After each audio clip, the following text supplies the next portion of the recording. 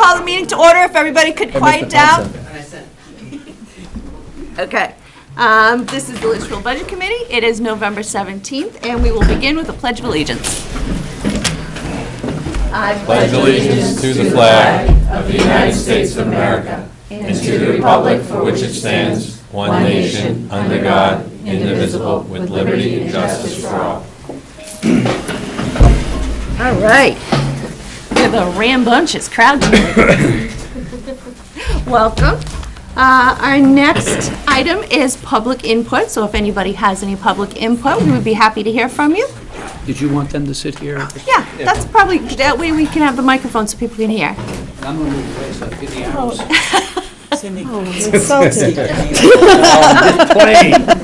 And just a reminder for the record, if you could state your name and address when you speak. Okay. My name is Elizabeth McDonald, and I live at 46 Natticook Ave. I'm an educator by trade and have been in and out of the teaching profession for the past 20 years.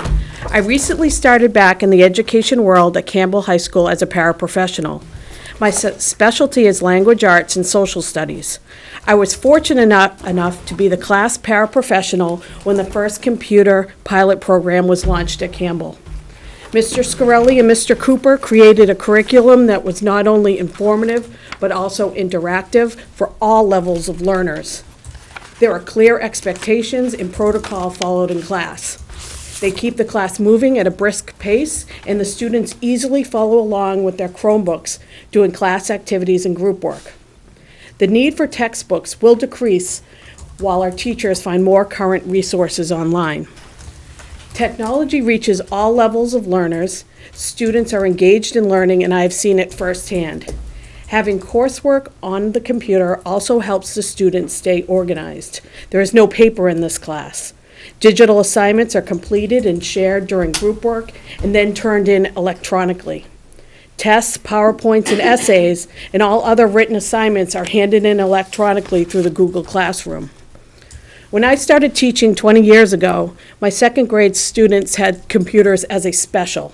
Second graders were making movies and learning the basic skills of keyboarding. The current 7th and 8th graders in our system were only exposed to computers for 1 quarter in the 5th grade during library, and I think that's unacceptable. My family is fortunate to own several computers, but there are many students in this district who do not own computers, and a phone is their primary computer at home. As mentioned by Paula at last week's meeting, the lack of technology may have skewed some of our testing results because the students haven't been exposed to it. We need to invest in the future of our students. Bedford, Bow, Pelham, Wyndham, Winnisquam are already working with technology in the high school. Wyndham and Bedford are fully integrated, while Pelham and Bow plan on going forward with a full district implementation next year. As a parent of an incoming 8th grader, I'm excited to have my son participate in this program. I implore the district and the budget committee to move forward funding Chromebooks to keep our students current with today's educational practices and technology. Thank you. Thank you. Thank you.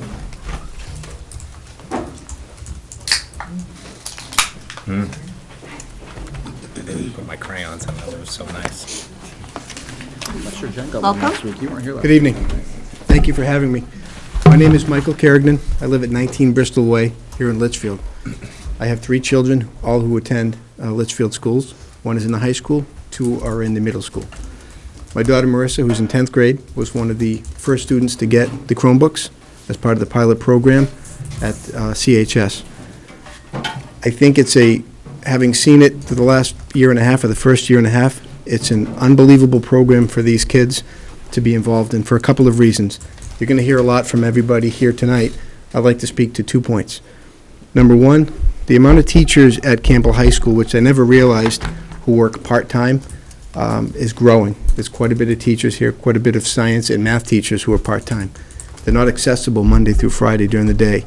There are many times when our kids don't have access to the teachers to ask them questions, to follow up on things that they heard in the lectures. The Chromebook program that my daughter's involved in, she can go back and review some of the lectures which are online. She can communicate with the teacher more readily because she has access to those Chromebooks. It's a mechanism, if we're if we're not fortunate enough to have enough teachers here full-time, it's a way that the students can get their questions answered, stay on task, and stay on time with their education. So I think that's one of the biggest benefits. Number two, the amount of collaboration that these students do.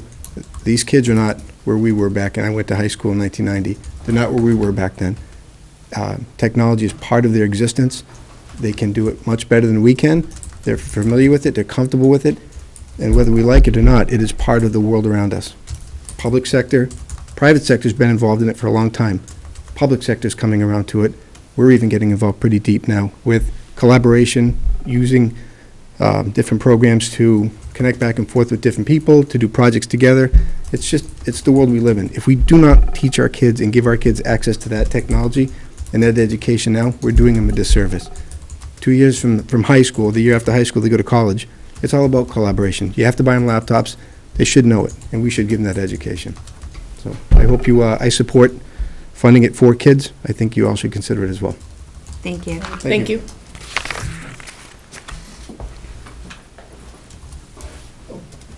Anybody else? Sure. Hi, I'm Bill Lonigan, principal of Campbell High School. I received a letter this afternoon from Tammy Hoffman. Did she forward that along to you? I don't think that's one of the names Okay. we got today. Okay, she asked me to read that, so if you don't mind, I'd like to do so. Okay. My name is Tammy Hoffman, and I am a certified K-8 teacher currently working as a grade 9-10 program para at Bedford High School. We've been a one-to-one school for 2 years now. Presently, all freshmen and sophomores utilize Chromebooks, and juniors have the option to have them as well. My son Joshua is a freshman at Campbell and participates in the Chromebook program. Joshua truly enjoys having a Chromebook. He loves that he now can be organized as his teachers use Google Classroom to post and collect assignments. This means no more lost papers or missing assignments which weren't written in his agenda. Warm-up assignments can also be posted in Classroom. This allows the students to come in and immediately be on task as they work on the assignment and turn it in, resulting in less paperwork for teachers. Here at Bedford High School, Chromebooks are used daily for teaching, for review, and for assessments. They're so beneficial for visual learners. Some sites commonly used here include Padlet, which act like Post-it notes for students so they can write on their individual computers, and the notes project onto the smartboard. These are used for notes, quotes from novels, answers to questions, etc. Our math classes use Demos. This allows each student to have an interactive graphing calculator and allows students to manipulate coordinates to see the effect they have on changing the slope, and etc. For review, teachers often use Kahoot or Quizlet Live. Kahoot's an interactive review tool where kids compete to answer multiple choice review questions and score points based on their speed, accuracy, and other random factors. Quizlet Live is a team-based interactive review tool where teams compete to answer review questions. Answering one wrong sends them back to 0. Assessments are done via Classroom, where students can take assessments posted by their teacher, or teachers can use Pear Deck as a real-time interactive assessment tool. Pear Deck allows teachers to present a lesson and for students to respond to questions throughout the presentation, giving teachers immediate comprehension feedback. Students often submit papers via Turnitin, which allows teachers to instantly assess the level of possible plagiarism. And Turnitin also does not allow for late work to be submitted, unlike Classroom. Finally, along with the instant access to Google the students enjoy, they utilize extensions on their Chromebook from the Chrome store. And extensions frequently include Grammarly, an instant proofreader, EasyBib, RefMe, and Screencastify, which is a live screen video recorder often used to record self and language classes. I could go on and on.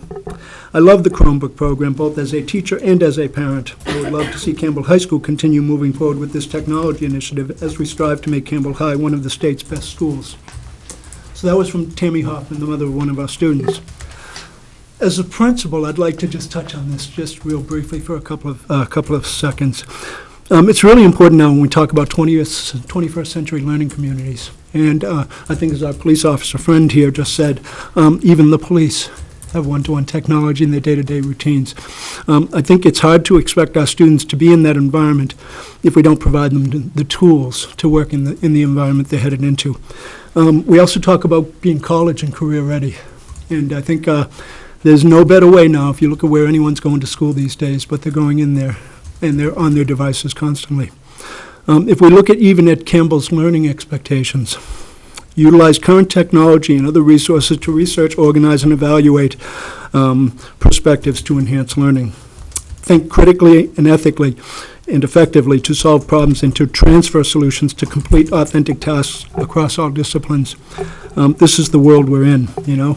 And one of the things we've seen, and it's a very small piece of evidence, but our kids who were in the Chromebooks were doing better on their final assessments than the students who weren't using them. And by significant margins at the top end of the scale, those students who were getting A's, A pluses, A minuses. And I think we're at the point, I think it's important to consider that for these children, if we really want them to have the best opportunities, this is really, it's probably time to start thinking about that being what their world's going to be here at Campbell High School. Thank you. Thank you. Thank you. Any other community input? Come on up.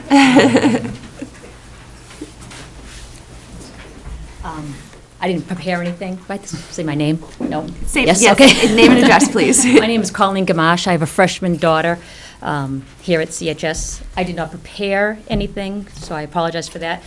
I do want you to know that her experience, she's in the one-to-one program. She has thoroughly enjoyed the program. She's embraced Campbell High and its teachings, but she thoroughly enjoys being able to communicate with her teachers through the Chromebook, through the technology that she has.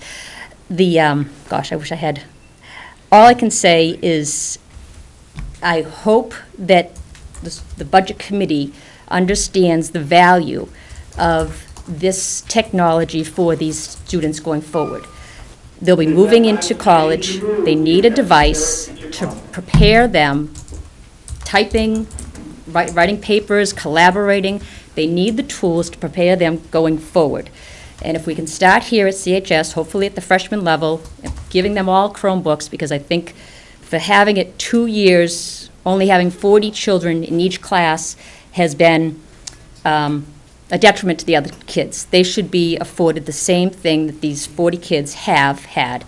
And I think the Budget Committee, my impression, should go forward with Jason Pelletier's request and CHS administration's request for the funding for this program. So I think the Chromebook is a valuable tool. I think the teachers get a lot from it, as well as the students. I know in speaking with people that are at the Bedford School District, they actually have it from the 5th through 11th grade program. Classes. That next year they're moving from 3rd grade to 12th grade.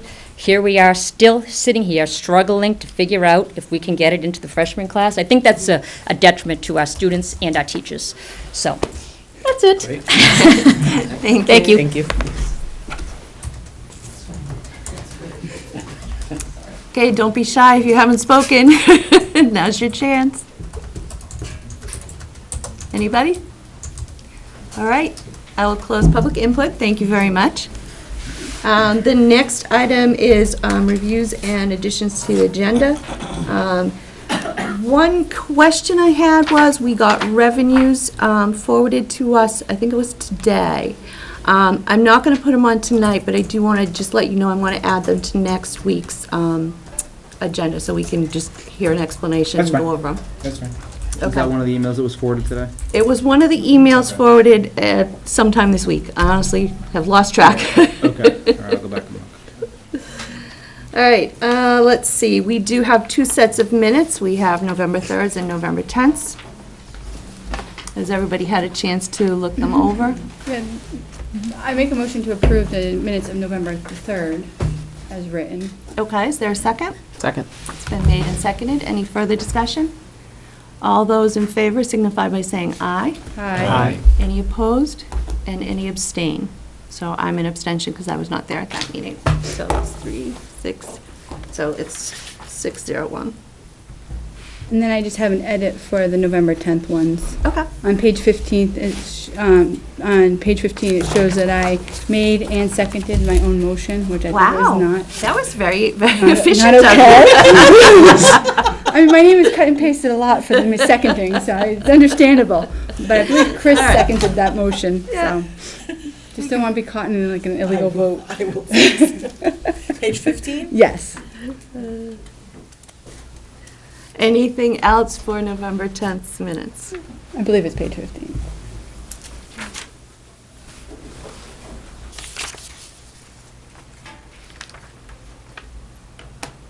Oh, no, I got it, okay. Got it? Did you make the motion? I made the motion. I believe Okay. Chris seconded me. Okay, that's fine. Probably just a cut and paste. Yeah. That's no problem. All right, if there's nothing else, all those in favor of November 10th as amended signify by saying aye. Aye. Any opposed? Any abstain? Abstain. So there's 2 abstentions. So we have 5, 0, 2. All right, the next item is correspondence, and we had quite a bit of correspondence this week.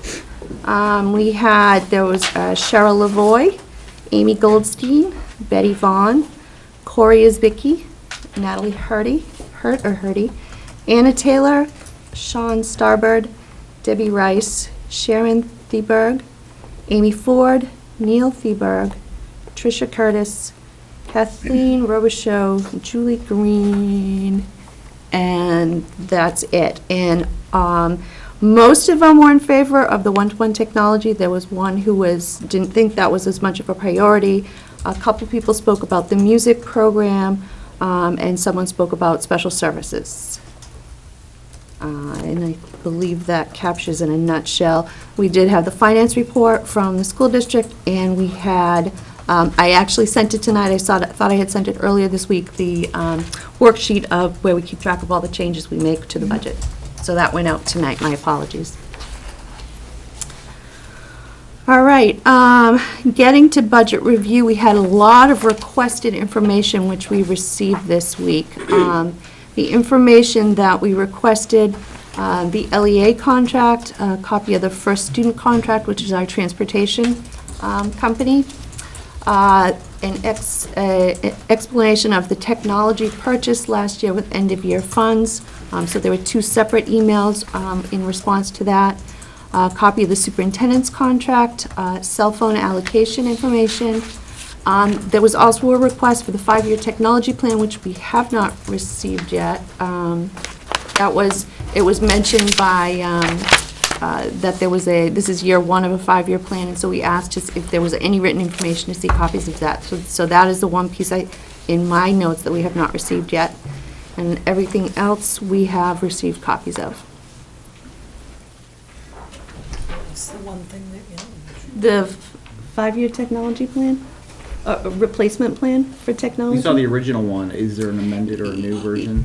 We do have a copy of the 5-year, a new version for the replacement plan that handout, Jason handed used his presentation. We do have that, and we did have it last week. I unfortunately was not aware that you requested that last week, so it is right here. We will hand it out as soon as Jason, you can have it right now. Okay, yeah, why don't we, because that's our later item, why don't we hand that out, and if Jason wants to go over it with us. It's just that he mentioned that this was year 1 of a 5-year plan, and in looking back, we wanted to see what the details are coming up for the next. Right, we had it with us, we just didn't realize you wanted it. We apologize for not getting that to you immediately. And Jason can certainly explain. All right, so Plan, there more are extras, details. yes, yeah. Paula, could you pass these down? These are all extras. And if anybody in the audience, we do have a few extra copies. We will post it on the website for anybody in the audience who would like a copy of this. We can get you additional copies. I'll hold one for Jason, just in case he forgot. All right. Well, that's right, you're on your computer already. Just the names is all I need. Yep, okay, I will. I forwarded that. Yeah. All right, so does Jason want to go over this with us, so we know what we're looking at, just briefly?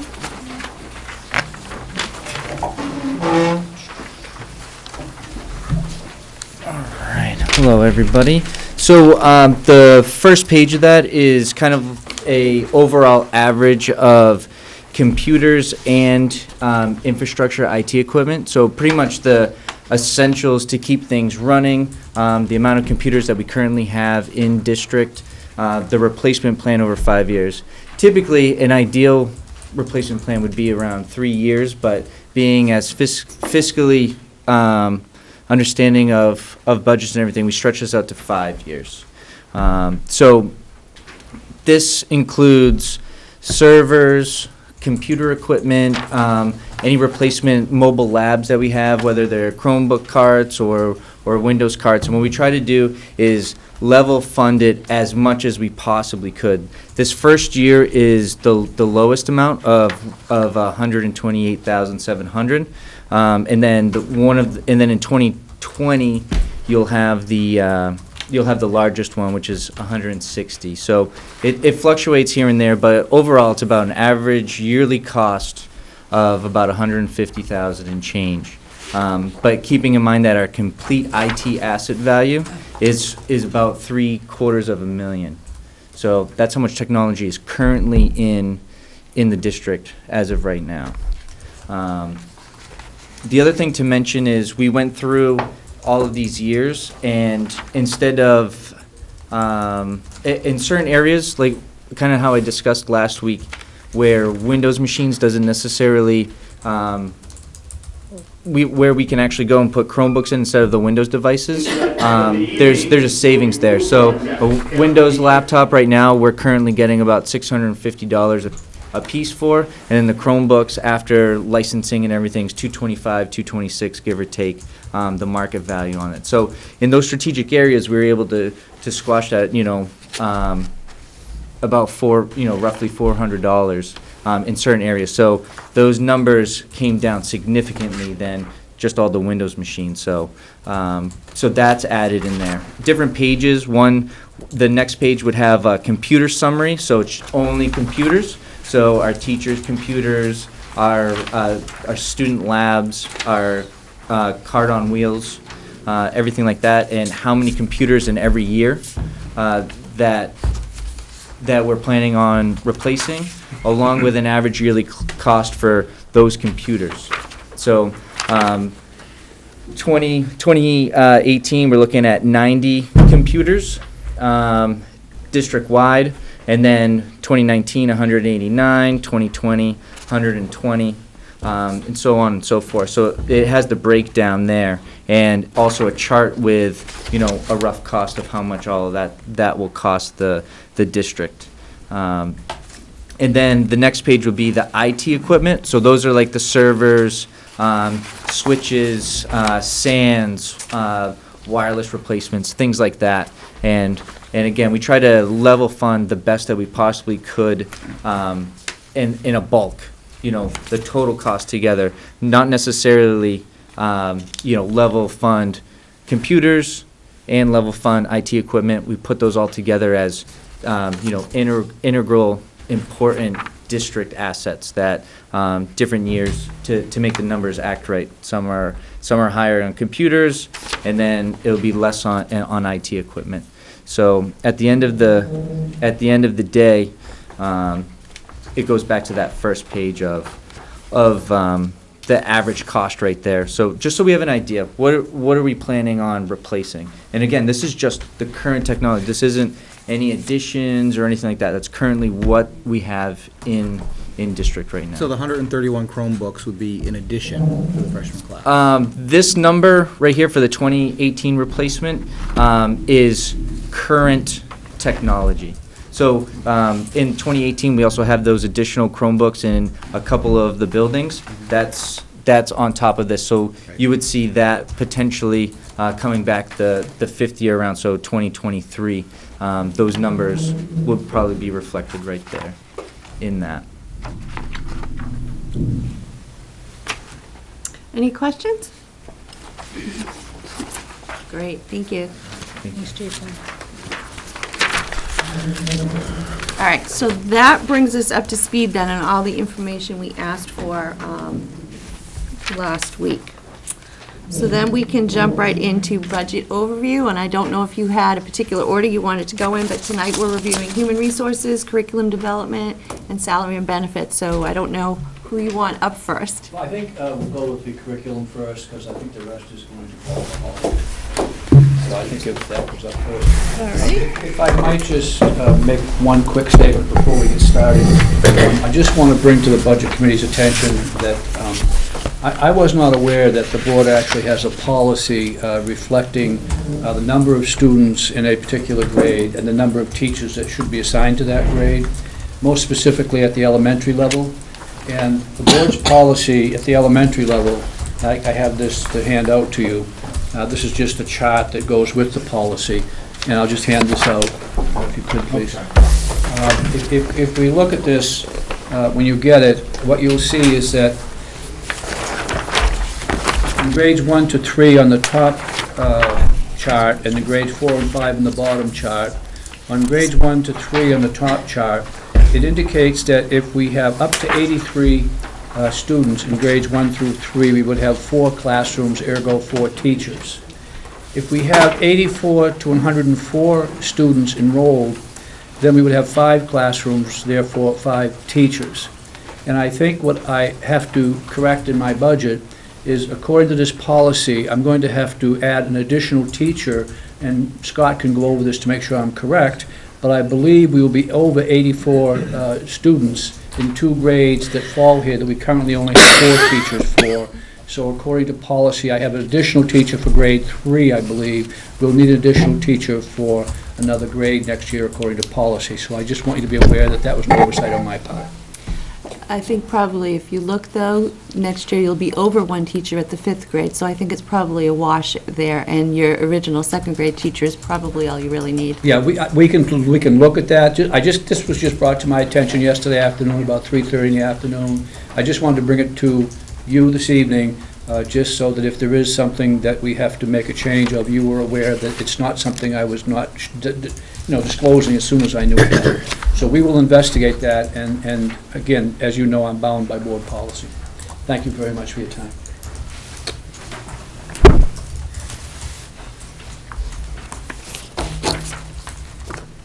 Madam Chair, would you like the curriculum director to go forward? Yes, welcome. Good evening, everyone. I'm Julie Heon, for those of you who have not met.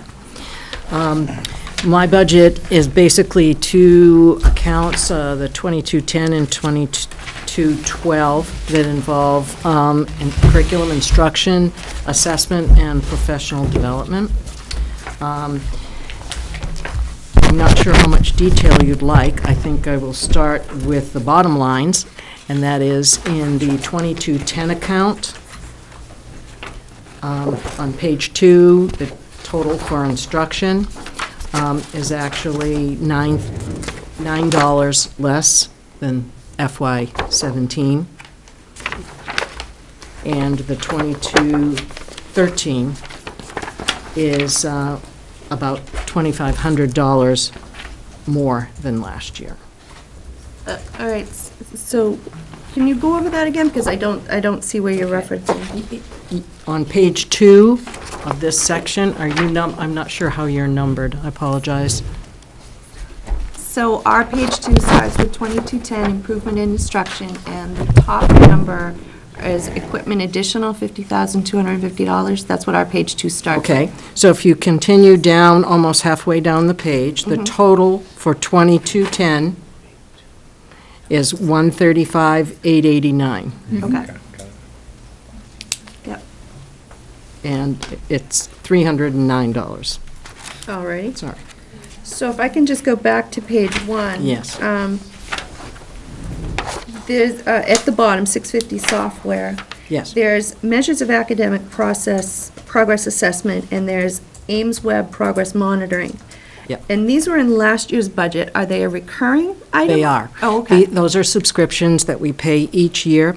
We have longitudinal data stored in those systems, and that's a great advantage to us because from year to year, we can monitor how our students are doing in reading and mathematics, and within each of those areas, there are subcategories so that we can break out things like literature versus informational text, vocabulary, those would be in reading, and then subcategories in mathematics as well. And the difference between, excuse me, the measures of academic progress, and AIMSweb is, the measures of academic progress is primarily a benchmark summative assessment. It can be given once, twice, or 3 times a year, and that varies with the grade level that we're focused on. For instance, most of the middle school classes in 9th and 10th grade are testing in the fall of each year, so comparing now fall to fall. We switched that 2 years ago. We used to do it in the spring when the state test was in the fall. But so that we can avoid over-testing the students, we do that in the fall. AIMSweb progress monitoring has a similar component, but the purpose of it is really to monitor student progress on a more regular basis. It's not referenced directly to any particular criteria. Instead, what you do is you measure, for some students, every few months, and for others, actually weekly, if they're progressing, if they're reading more words per minute, their vocabulary in mathematics, if they're able to solve calculations, or solve word problems. So those are different assessments. And we have needed the progress monitoring one for quite some time, and it was only 2 years ago that we were able to fit it into the budget. And then at the bottom, there's 5 teachers in classes with world language software. Is that one program that's used by 5 classes, or is it $600 each times 5 classrooms to get to the 3,000? It will be a subscription. We haven't decided which vendor. They're all about the same. The idea is to have a tool, and it's not a program, it's an access system where the teachers can upload assignments. It's primarily for speaking and listening. That's a major component in world language. For some of you, you may recall going to a language lab in high school or college where there was a console and something pre-recorded. Sounded pretty artificial a lot of time, and it was very repetitious. We've come a long way in regards to the kind of technology that's available, but that is a very important part of learning world language. You may have experienced learning it with a lot of reading and writing, which we still do, but with less emphasis on speaking the language, whereas now we know that's a really important part of learning a language, is communicating with other people and having a real sense of internalizing the language. And right now, what we have is that the teacher has to spend the time doing that live with a whole class of students, so a student only gets so many turns being able to listen and then speak in response. And for students who are a little shyer, it's a little more difficult for them. This type of program allows the teacher to record a variety of things. They can ask questions in English and require a response in the target language.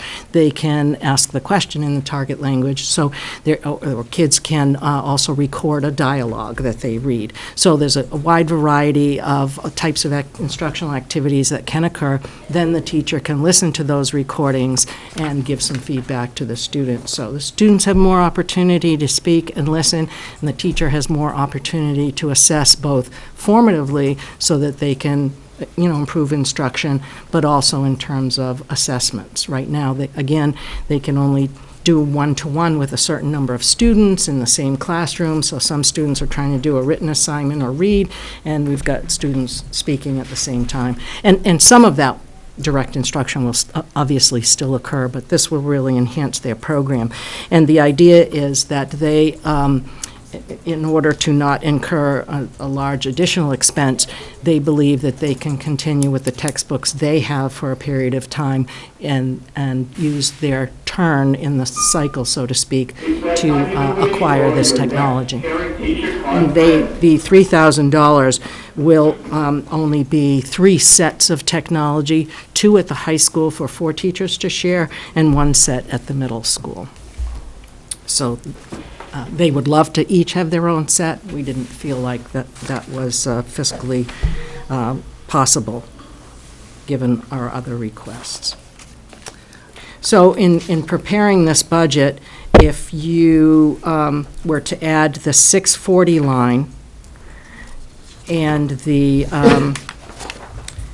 650 line and the 734 line, that would be very similar to just the 640 line, which was 107+ thousand last year. So rather than ask for instructional replacement all in the text line, you will now find it in those 3 areas.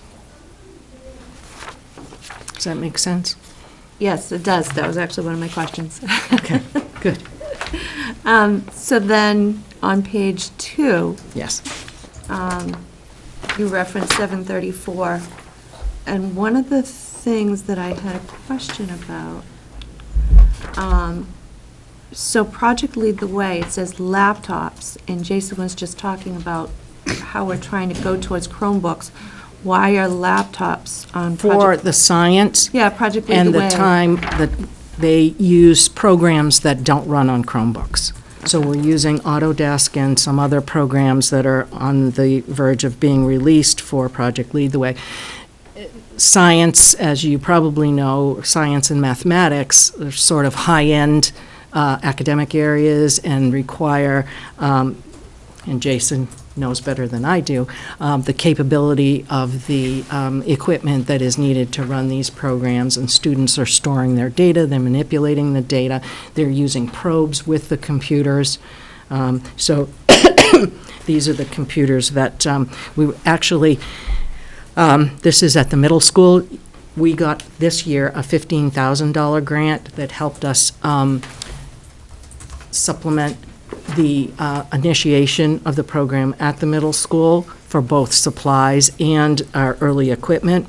And then this additional, right now, the STEAM program has 8 computers, and the science sharing 7th and 8th grade only will have 9 computers, which is about a 4-to-1 ratio, 3.5, and they recommend 2-to-1. This will get us closer to 3-to-1.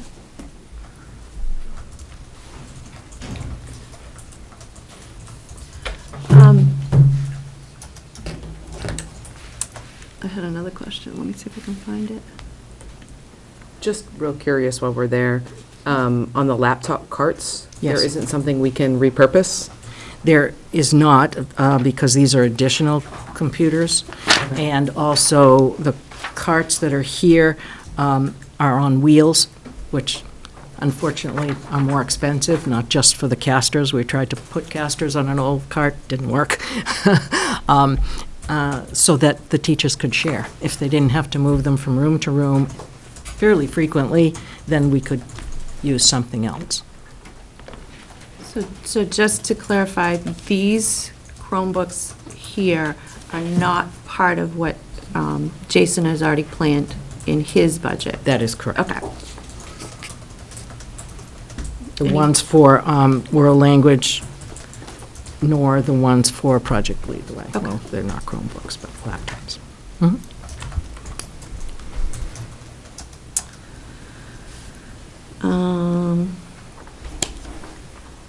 Just curious, down at the bottom of page 2, 270 course reimbursement non-union. Last year, we budgeted 18,000. I'm sorry, is that the 270 line? Yeah, we did, the budget committee left it at 18,000. Now it got bumped down to 10,000, and it's being recommended to go back up to 12,000. I'm just curious, what kind of courses do we use that for? The non-union courses are for administrators, both at the SAU and at the building levels. In terms of why that amount is different, I'll have to defer to the superintendent and our business administrator. I would have to defer to the business administrator. I could not be with you, so- It's flowing down. I was multitasking, I'm sorry, Chair, if you would one more time, please. At the bottom of page 2, 270 course reimbursement non-union. I was just curious. I was looking back in my notes. Right. Last year, the budget committee left 18,000 in that line. Right. But I see that the school district repositioned things and left 10,000 in the line. Right. Now it's back up to 12, and I was just curious, what kind of courses do we use, and why the change from last year to this year? I'm sorry, that's on the 271 line? 270? 270? Yep. Okay.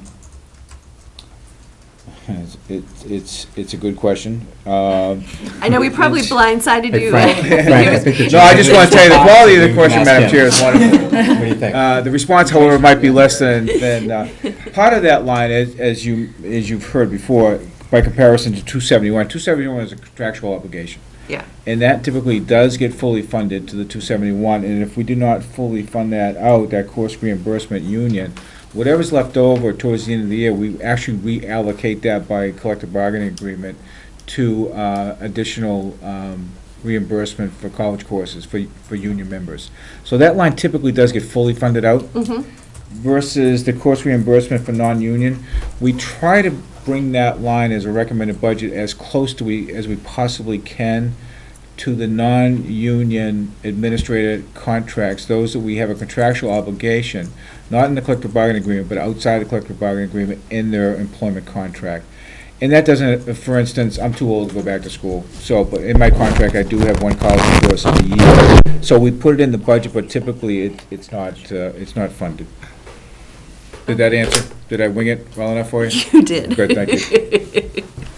Thank you. So, as a follow-up, there's been $0 that we've spent in that account this year? Year to Yeah, and date? that's not uncommon, because we're into November, and we do not reimburse for courses until after completion, and then we do not pay up front.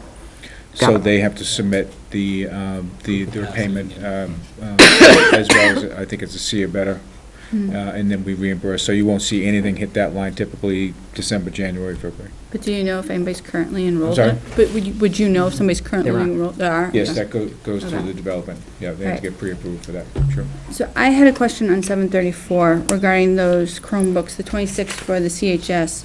If within the next 4 years, we end up with all students with Chromebooks, would we still need long-term to continue the 2 of 26 at the high school? They could be absorbed into that at Okay. that time, as All right, long so as. for now, it would be until we get the kids fully Right. equipped. But then, And- once they're equipped, we would no longer need Right. that line. And keep in mind, if you decide on some kind of a transition, let's say all freshmen and then they move up, we have seniors, juniors Right. and seniors, so it really will take a period of time. Right. Yep. But eventually, once Sure. it's full implementation, those 52 Right. could it be absorbed into And one of the if others? Jason's replacement cycle, keep that in mind, and it's a 5-year cycle, let's say it takes 4 or 5 years, they'll be ready to retire at that Right. point anyway, so. So very well, these you may at not need least to be wouldn't need to replaced. replace them at Okay. that point, sure. Okay. Is there a price difference for the Chromebooks in this budget? I see in the budget at $250, we're hearing it's $226, times the multiple, I mean, this is adding up to over $2,000. Just in price These are the difference. figures that, go ahead, Jason. In my factors, it was for a bulk purchase for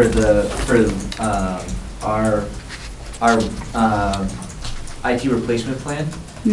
Unfortunately, sometimes we don't get that much of a price break if we're only buying 25, 30.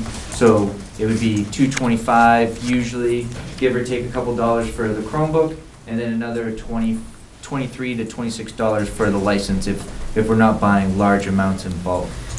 Well, wouldn't you Couldn't you roll buy it those? in? Hold on a minute. Yeah. Right, we're buying literally hundreds of Chromebooks, that's what's in the budget. Why wouldn't you buy them all at once? No, we would, but when I was giving numbers to people, like quotes, when they're putting their budget, how much would this cart be? I was giving them the actuals for what it Okay. would currently cost for that cart. So the reality is that if, Chromebooks are accepted in a part of this budget, the reality is the cost would be $226 approximately per unit. Yeah, I think that'd be a safe assumption to change those numbers to 226. Okay. 225 to 26. It Yeah. just all depends on the market value. And that's with the licensing too? Correct. Okay. Yeah. Anybody else have any questions on page 2? I have a general question, but it's we can go page by page, I can ask it at the end. It's more of a generic question on the whole budget here. Why don't you just ask it, and then we can at least have Well, it I mean, in I our don't minds as we know. go. All right, so here's the deal, right? So I'm going through the budget, and while there's only a 1% difference between last year and this year, which is relatively small, as I'm going through it and analyzing it, in 2000, from 14 to 15, we had a 35% increase. From 15 to 16, we had a 40% increase, but that was, if I recall, justified because we had all the textbooks in the budget at that time. And then from 16 to 17, we have a 30% increase. So if I'm looking at this budget in the past couple of years has inflated to over $100,000 more than it was in the past. What changed? Why? We hadn't replaced textbooks for almost 10 years. And that was before, I mean, I started in 2011, so my budget was actually FY13. And we did historically receive several programs of materials in 2007, all of our language arts. So replacing it this year was almost 10 years. Math, we were part of a pilot in 2007 and didn't buy books. We had 2 iterations of that, so buying them again this year was different. We hadn't replaced science, and the high school science, which needed biology textbooks and physical science and earth science textbooks this year. We don't. And we just presented last night to the school board a 7 or 8 year review, projections of what we would need over that period of time. But not knowing that we could go completely digital and what that target date might be, we have recently bought all materials that were both print and had the digital enhancements, which means the textbook is online, but also all the supplemental material for both the adults and the students. The cost of paper has increased. Now what you will find is the cost of something digital, and most of them come in 5 or 6 year bundles, so that's how come we can stagger the different subject areas and so forth. There's very little difference between the package that includes print and digital and just digital, because companies want to continue to bring in the revenue that they've brought in. So if they go 100% digital and charge half, obviously their revenues will be impacted. Plus, there's a lot of man-hours, those of you who may work with computers and software and all of that, collecting materials and publishing them digitally, and also then they provide the support. So if you can't get in, all of your students have passwords to sign in, parents can sign in. All of that obviously takes the Right. technical aspect in the background and needs technical support. So those costs are going to continue if we want our students to have access to these materials. The other difference is that both the Program Evaluation Review Committee and the school board have been committed in the last few years to really provide teachers with a very robust instructional package. That doesn't mean that they can't also supplement, but for a while, teachers were telling us they were having to do a lot of supplementary, spend time collecting materials, especially as our curriculum and the standards nationally have changed, to keep up with all of the changes in science and this and that. And now a lot of that is delivered to them through the digital product. All the updates come through, all the new, investigations and so forth in science are provided to them, and they can spend more of their time actually working with students, both in the classroom and providing feedback through assessments in exchange for the time that they might have spent gathering those extra materials. So the feedback that we're getting, myself, the superintendent, and the principals, is that the teachers are really embracing these new materials. They really see the benefit, and it does have a cost. So you said there's a 7-year cycle that you presented to the school board? It's 7 or 8 years. We looked out that far. The actual replacements are somewhere between 5 and 6 years.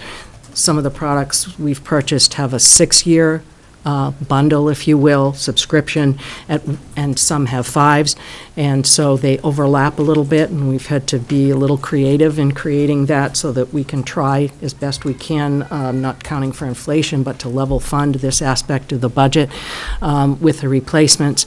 And at the end of those 5 or 6 year bundles, you have the option of paying a yearly or, again, a multi-year, just the digital fee if you're willing to keep the print materials. Or obviously, we can exchange those for new editions of some materials. So I'm just curious, especially to hear you say that there's about a 5 to 6 year cycle.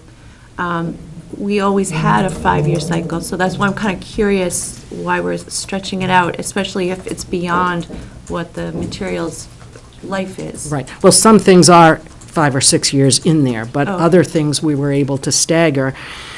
And one of the reasons we did it was because there were going to be, as Jason showed you in his tech plan, there are a couple of years that are really bumped because you purchase things, those are replacement computers, so we happen to replace them the 5 years before that in unequal numbers.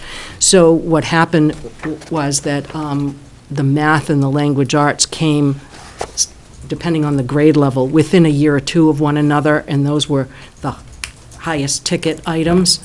And so we were able to stagger those years because the middle school has a 5-year bundle and the elementary school, well, K to 5, has a 6-year bundle, so we were able to offset those. And then what we did was we took some of the special areas that require less in terms of these kinds of things and more in supplies. You know, when you think of family and consumer science and physical education and those kinds of things, their equipment and so forth falls into different lines. So we were able to pair those in years where we had higher ticket items in other areas like math and science and language arts. So when the school board approves that, I don't know if they did last They night. did, yes. Could we get a copy then? Oh, surely. Okay, We'll thank send you. that forward. Thank you. Did you want to add something?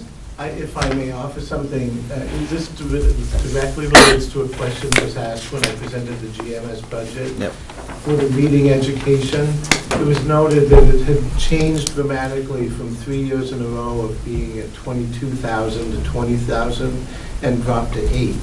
And the reason is that we went to centralized purchasing of text. So I just wanted to explain it's not all increase, but offset in other areas. Yep, thank you. Was that all to your, did you have any other? No, that was my question, and so, you mean, we've had textbook replacements, that seems to have leveled off now over the past year or so, right? We're seeing the decrease, but now the new spend is on the technology aspect, right? So any savings that we have from textbooks is being offset through technology. Yeah. Right. And I have to say that I considered that 2210 budget as a package, so deciding where to allocate the expenses between any of those accounts, whether it's the print or the software or the equipment, that's how I looked at it. Okay, thank you. All right, can we move on to page 3? Excuse me. Any questions on page 3? Or anything you think we need to know? No, we're very close to level funded there, an additional $2,500 or something like that. And again, this section of 2213, the total includes those contractual monies that are guaranteed to LEA staff in both the categories of workshop courses and workshops and conferences, and then in courses. Those are 271 and 320. Anybody have any further questions? Can you tell me what grants you have outstanding, or which ones you have in the pipeline, grants? Yes. We have our Title I grant, which is the grant that we've been using most recently for GMS math for 2 tutors. And in fact, we're advertising for a 3rd tutor, if anybody's listening, for reading and math. We focus primarily on math, but we actually just got, the final numbers in that grant just were released, so there's enough funding for a 3rd tutor, either part-time or full-time. Relatively full-time.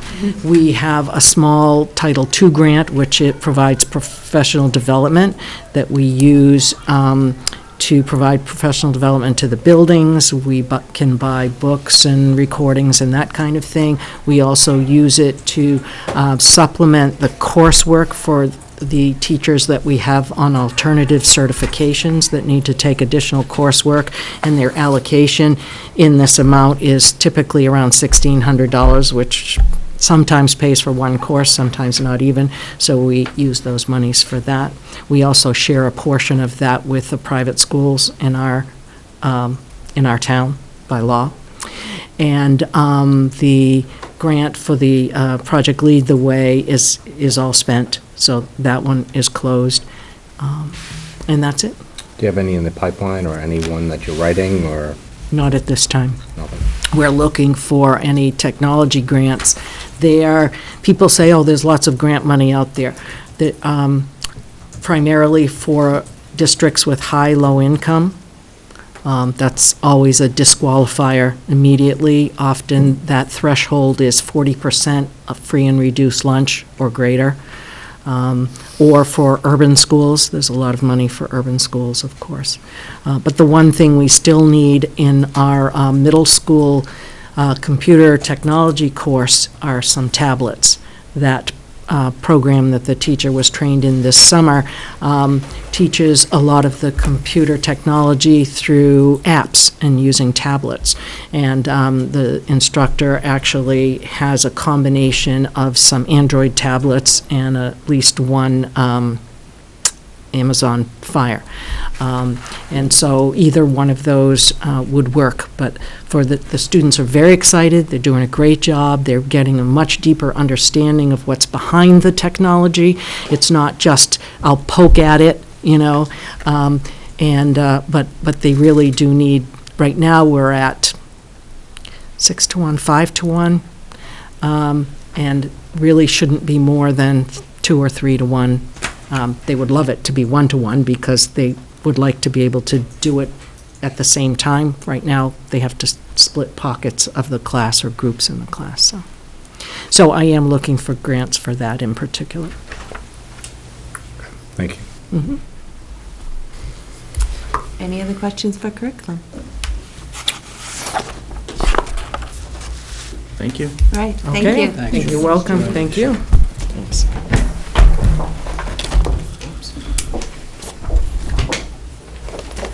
Next, Holly. Hello. Hello.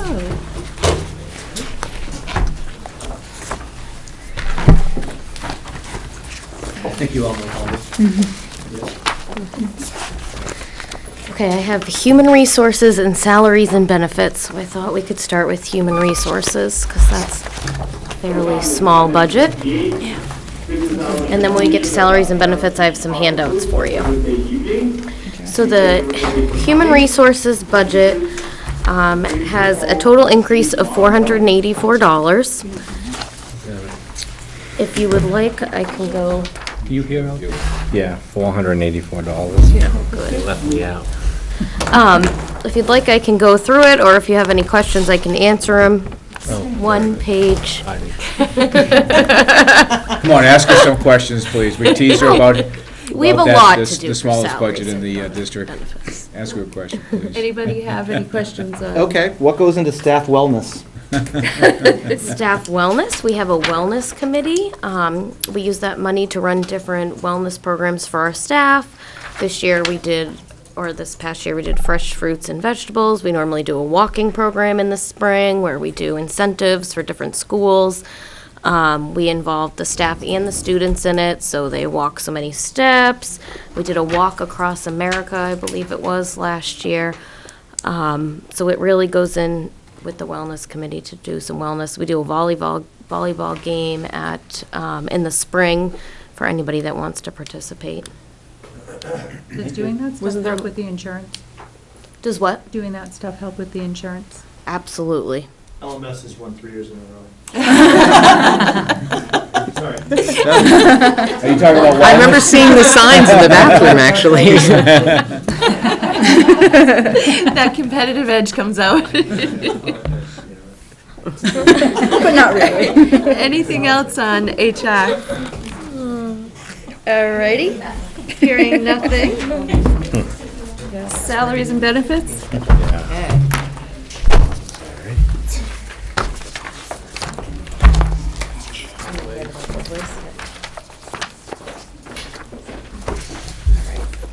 This is a cover sheet for you that I will go over to give you all the changes that we have in the salaries and benefits budget. Everyone has one?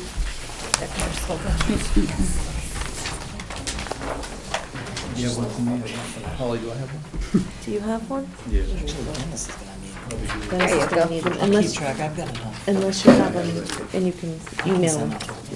You don't? Okay. Salary and benefits budget has an increase of $625,388, which is a 3.94% increase. First, I'll start with giving you a little information about the insurances. We did get our health and dental insurance rates. The budget that you have in front of you has an increase of 10% in health insurance. We got the rates. We have an increase from School Care as the provider that we use. Our increase will be 9.5% this upcoming year. Dental insurance, we budgeted, so the budget you have in front of you has a 3% increase. We actually have no increase in dental. What is not on this sheet is the business administrator got today, like right before we came here, opened the mail, and we had workers' comp rates, which did not change, and we did not change them in the budget. Those normally stay pretty steady. On the first page of the salary and benefits budget, the past couple of years, we've had money for summer check benefit rate adjustment. So really what that is an estimate of, in the budget, we try to estimate what our increase is going to be the end of the budget year in June, because our rates increase for our staff in June. We feel that because we budget the increase for the rates, for the entire year in the budget based off of everybody's paychecks, that we really don't need that money in the budget. So we removed that $28,000. New Hampshire retirement rates came out. They are effective for 2 years from July 1, 2018. Our teacher rate was at 15.67% for 16-17, and now will go up to 17.36%. Our employee rate was at 11.17%. That will increase to 11.38%. If we move on to salaries, you will not see in this salaries and benefits budget an increase for the Litchfield Education Association, which is the teachers, and the Litchfield support staff. We are currently under negotiations with both of those. Would it include step increases or no increases at all? No, because their contract expires at the end of this year. And our Okay. Litchfield support staff, we have a new union, Right. so we left that's all Okay. status quo at current salaries right now. Okay. You will see an increase for non-union members. That would be the SAU office hourly staff, psychologists, tutors, SAU salary staff. That's the remaining staff that's not part of the union. The superintendent salary in this budget, we budgeted for a full-time superintendent plus benefits. As we know, Mr. Superintendent O'Neill will be with us for another year. So if you look at his salary, that will be a max of $125,600. So there is a difference of $9,400 there. And the benefits were budgeted at $44,000. We only need $9,500 to cover the FICA and workers' comp, which is a difference of $34,500. Move to page. Just on that one, if Yep. I may. Is there still an hourly max for the superintendent as well? In the contract that we were forwarded this week, it listed a max hourly rate in addition to a max annual rate. I'll look at that. I thought it listed an hourly rate and then said a max salary. Whatever. That might be exactly what it says. I don't have it in front So of me, it's but an hourly rate. So So it's he's an hourly contracted rate. under an hourly rate, and then it says a max salary not to be paid more than. correct. $77 per hour and not to exceed $123,200. Correct. And that was for, is But that? not a that's- weekly number of hours. Right, but as long as it's, I would assume, an average of 32 hours, right? Because that's also set in the Correct. contract. Is that still the same for the That's new an- contract? Yes. Yeah, no more than part-time, 32 hours No more per than week. 32 hours. Okay. Yep. Yeah, that has not changed. I see your reasoning. That impacts me, so. Yeah. No, it's the 32 hours is the maximum of hours I can work. I cannot work more than 32 hours. So Yeah. quite often, I will not work 32 hours. So if I did work 32 hours for the entire year, then the number that Holly has entered here would be the amount I would be able to earn for the entire year. Yes. And that's what you have in front of you, and pretty straightforward. Okay. I guess when I did my math using the contract for the current year, so the 123.2. And when I did that using $77 an hour, I came out to somewhere around $95,000. So I was trying to figure out where the difference is. That would be, the contract that you have, is that this current year, or the? I have, Isn't the we hourly- were, Like 18?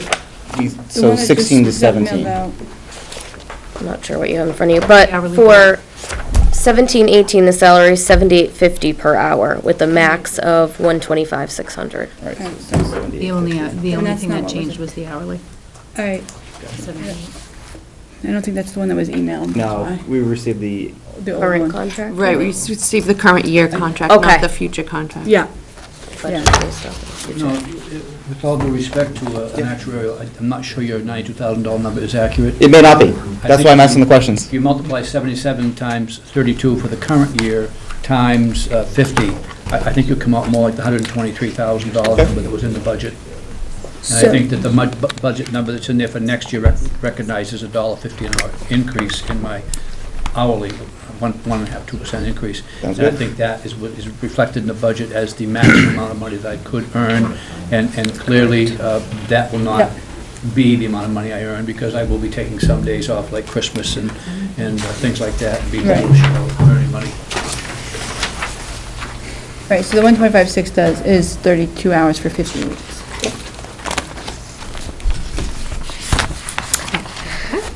Okay, so the salaries for the non-union members, on the second page of the memo, I apologize, it's not- on the second page of the memo, it breaks down the different increases based off administration, SAU office, meaning hourly staff, professional, which means the school psychologists, or anybody that's not in the teachers' union or support staff, and tutors, for a total of $57,500. Substitute salaries, I just want to remind you, as you go through the budget and look at the substitute salaries, the substitute salaries are budgeted at the regular education line for each school, GMS, LMS, and CHS. When you look at the actual expenses, you won't see it just in that line, because when a sub, say, comes in and subs for an art teacher, it's not charged out to that regular ed line, it's charged to the subject area of art. So it's a little confusing because you're the way you're looking at it. But based off of subs, we budgeted $210,000, which we decreased $12,884 in daily subs, looking at the actual expenses over the past couple of years. We increased $30,860 based off of the actual expenses over the past couple of years for long-term subs. The actual cost for subs in FY 2016, hourly, daily, and long-term, was $217,289. The long-term sub rate is currently based off of the first step of the teacher grid. There's no change budgeted for that, as we are still under negotiations for the teacher contract, so we based that off of the current rate, which is $196.33. And again, subs are budgeted at the school level, but as expenses occur, they're charged to the correct funding line for the schools, such as the subject area, art, math, science. On the first page of the salaries and benefits budget, you'll see a couple of different things. Under the top part, district-wide regular education, that is, we budgeted $28,258 for 6 period classes. That is contractual under the LEA. We have about $8,700 for expected teacher and paraprofessional grade changes. Twice a year, we offer an increase in pay for teachers or paraprofessionals. Paraprofessionals, when they go from maybe non-certified, and they get their certification through the Department of Ed. Or teachers, they change their education level, bachelor's to bachelor's plus 15, or master's, etc. We also have budgeted $49,201 for severance payouts under the LEA collective bargaining agreement. Next, we have $5,000 prescription reimbursement under the LEA collective bargaining agreement. And vacation buyback is under the administrator's contract, budgeted $8,000 for that. We just looked at Dr. Heon's budget for instruction, training and improvement instruction. We actually changed a little bit of information where the salaries and benefits piece is under this budget. We had under 2210 improvement instruction, we moved the district unit design from that. So you'll see a little bit of changes in those lines. There wasn't any increase in that. We have, let me see, I can probably find the page. That would be on page 32 and 33 of the salaries and benefits budget. So currently, we have the curriculum director's salary, and then we had lines under there for different professional development opportunities that went to the different schools. And we felt it was better to manage and easier to understand if we move that where we believe it should be under the instructional staff training.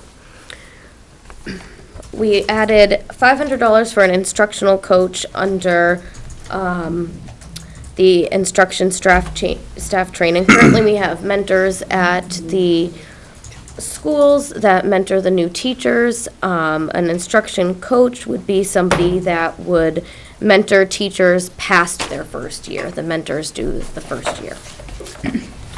Under the 110 lines, we created lines under each school, GMS, LMS, and CHS, under 2213 instruction staff training, where we budgeted $450. That money was moved from the curriculum budget under the account 372, which I believe is professional services. We thought it was better to have it under a 110 salary line. This is where different, big thing we talk about is CPR certification, and we have staff at each school that are trainers in CPR certification. So they normally hold the certifications for our staff, and we would pay them for that. So it's better where we're doing it through payroll to have that under a salary line rather than a line of professional services. So that was moved from the curriculum director's budget.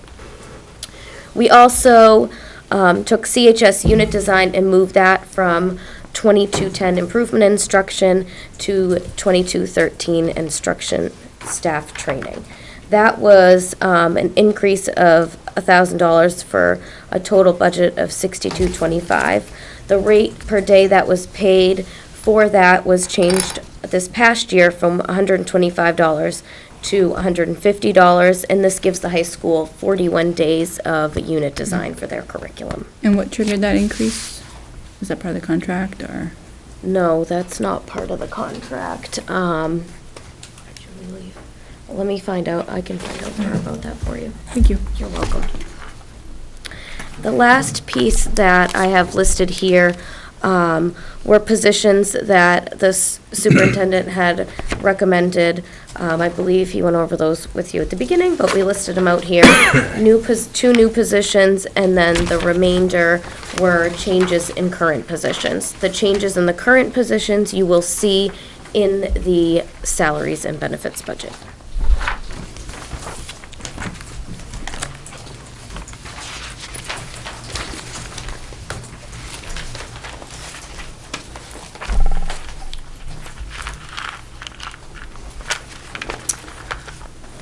All right, anybody have any questions? So going line by line, or is that, we're just doing the overview? Let's go page by page. Well, before we get into that, then I'll ask my question. Okay. Why do we have 70 vacant positions budgeted? You're looking all together? altogether. Well, when we run the budget, first off, for co-curricular, a lot of those are co-curricular positions and athletic positions, which, based off the LEA contract, we have to list them all in the budget because they're under the contract, though we don't necessarily fund all those positions because it's based off how many students and stuff are in there. So you would see a lot of vacant positions there. Other positions, at the time the budget is prepared, if the positions aren't filled, they'd be listed as vacant. I mean, minus the superintendent's salary, right, which is also, in the budget we received listed as vacant, which is why I'm including that. But if I subtract that out, your total vacant positions is like $370,000. I'm trying to get my head around why we're including such a large number of positions that are just empty in our They may budget. not all be empty at this point in time. It could be we're 2 months later from when we prepared the budget, so some of those could have been filled. The majority is probably the co-curriculars, which we list every one and don't necessarily fill all of those positions. Each school has an amount of money where they run certain positions for that, but they're all listed under the collective bargaining. What's your attrition rate? I don't know, I could get that for you if you'd like. Okay, thank you. I think one of the things we ran into last year was some of them are summer, like summer reading and stuff, so they're not. Look, quite it's all over the identified map. yet. Some of these are $500, some of them are $1,000, you know, and then you have Right. others that are $54,000. But some of them, you so know. like if they're gonna have a summer reading person, that person's probably not identified yet. So Yep. it'd be listed as vacant until the end of the year, so. Just but- seems like a lot. It is 70 a lot. The whole listed as thing is a vacant. lot. Okay. All right, do we want to go page by page then, in case there's any So, individual sure. questions? So on the severance, is that tied to do we know that somebody's retiring, or is that? Yes. Okay. One person, 3 people, just out of curiosity, my curiosity. Well, this could also be that out of the teacher's contract, they can tell you by November 1st if they're leaving at the end of the year. Right. So I have one in that case. In another case, if they don't tell you by November 1st and they're eligible, they meet the requirements of the severance, it's paid the following year so we can budget it. So some of it's from probably last year? Correct. But is that like 2 Two. two packages? Mhm. So, thank you. You're welcome. Anything else on page 1? Page 1, on, like, the third one down, 121, there's a vacant position with a salary of $54,972. Well, see, that's a lot of stuff you're gonna see too. Not all these are actually vacant positions. That's long-term substitutes. So in order, the way that the software works, and I could look into some of this for you to explain which ones Well, are actually let me ask my vacant. question, if you don't mind. I see 54,972, but then I see FY18 recommended is 85,944. Correct. Like I said before, the substitutes, the long-term subs was increased based off of the trend over the years, and you won't see all of the cost directly in that line because it's charged out to where the teacher actually, when the teacher's out, the substitute is actually charged to either the subject area, art, math. It's not charged to that line. That's just where it's budgeted. So the description's not correct. The number 85,944 is accurate, but the description's not accurate to support it. The description is accurate. It's long-term substitutes. It's a lump sum of money for long-term substitutes. And to answer your question before, vacant positions, they're Yeah. not all vacant. In order in the software to calculate the FICA and retirement or benefits correctly, you create what's called a dummy vacant position. So then it calculates it all on its own. So Some of the substitutes where you see vacant position, it's because you have to make a position in order for this numbers to calculate correctly. So it's a So pool not of nec- money, it's not a pool of- person. Correct. So, but out of curiosity though, why are costs hitting that line item and not the subject? What would cause a long-term sub to be charged to this line and not the subject matter itself? It could be 'Cause if I it's could a understand, like, if it was- district-wide position. Okay, because I could see maybe having it like 0 expenses and then offset on charges elsewhere. It just seems like it's a hybrid of both. So, okay, so it just, if we're gonna charge it to the subject area, I would expect to see no expense there and see an overage elsewhere. That's all. Yeah, unless it was a district-wide position, and off the top of my head, I can't think of one that goes to all the schools, but we do have some. Okay.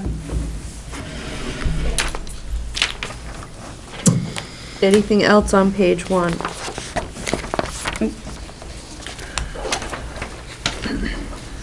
So it is kind of a mix between page 1 and page 2. Elementary salaries. As the superintendent mentioned, when I was going through my backup material, there is a need next year based on projections, and we do use the New Hampshire School Boards Association projections. We have always used those for over 20 years. There is a need for a second grade, or a justification for a second grade and a third grade teacher. Using those same projections, though, there's a reduction in fifth grade of a teacher. So basically, there's a wash between two positions, which leads you for a need for that one position, which is part of the request in this budget, which is a second grade teacher. So the budget as presented should be about where it Correct. should be, the added offset the decrease. Yeah, Essentially, staff depending on can- educational The levels. number or- of people are the same, it's just they're gonna have to do some swapping between schools. We could do some reductions at one school and additions at another school, but I think that's just It all not washes necessary. out. Yeah, it washes out. Sure. Tom, did you have a? Can I Yep. speak to that? Yep, yep.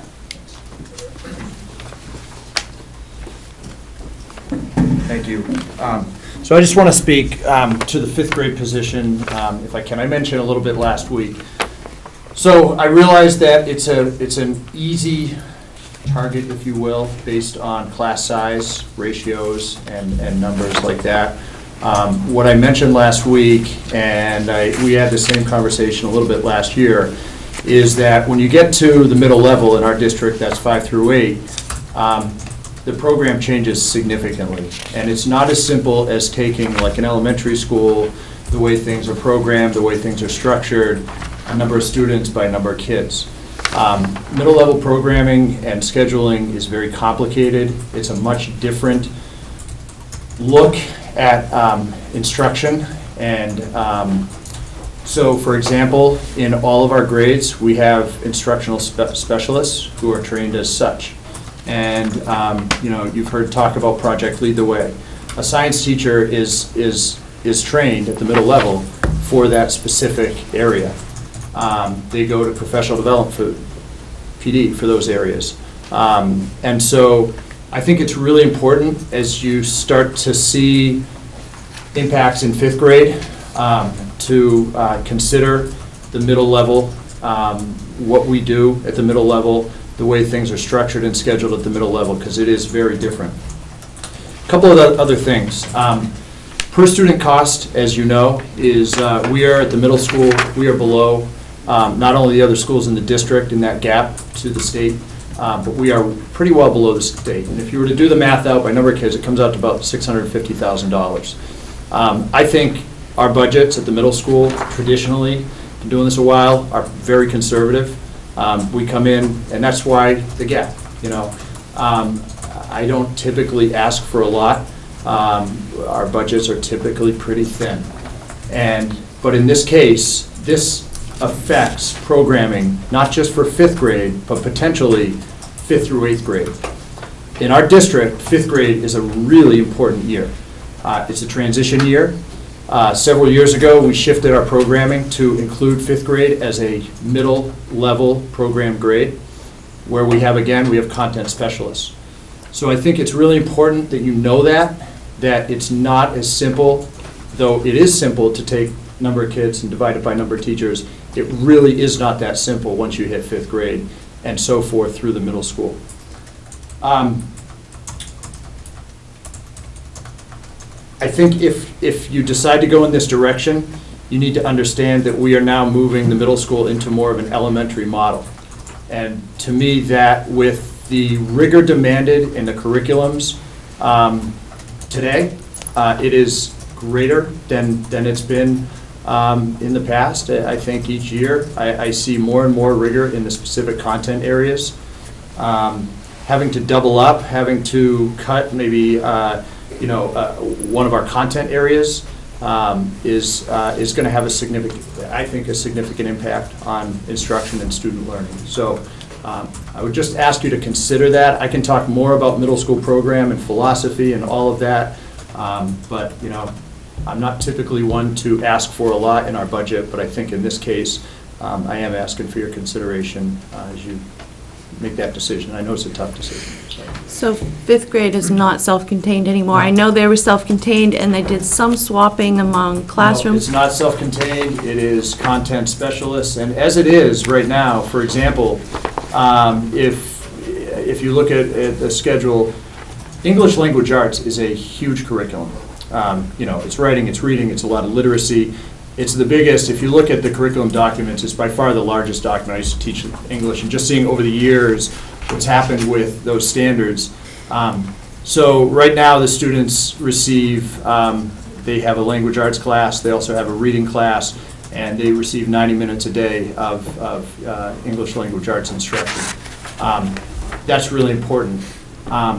And they receive those by content specialists. And then for science, they have a content specialist science teacher, and math, a math teacher. So the way things are structured, not just in fifth grade, but throughout now, is very deep curriculum-wise and instructionally, and on a specialized basis like that.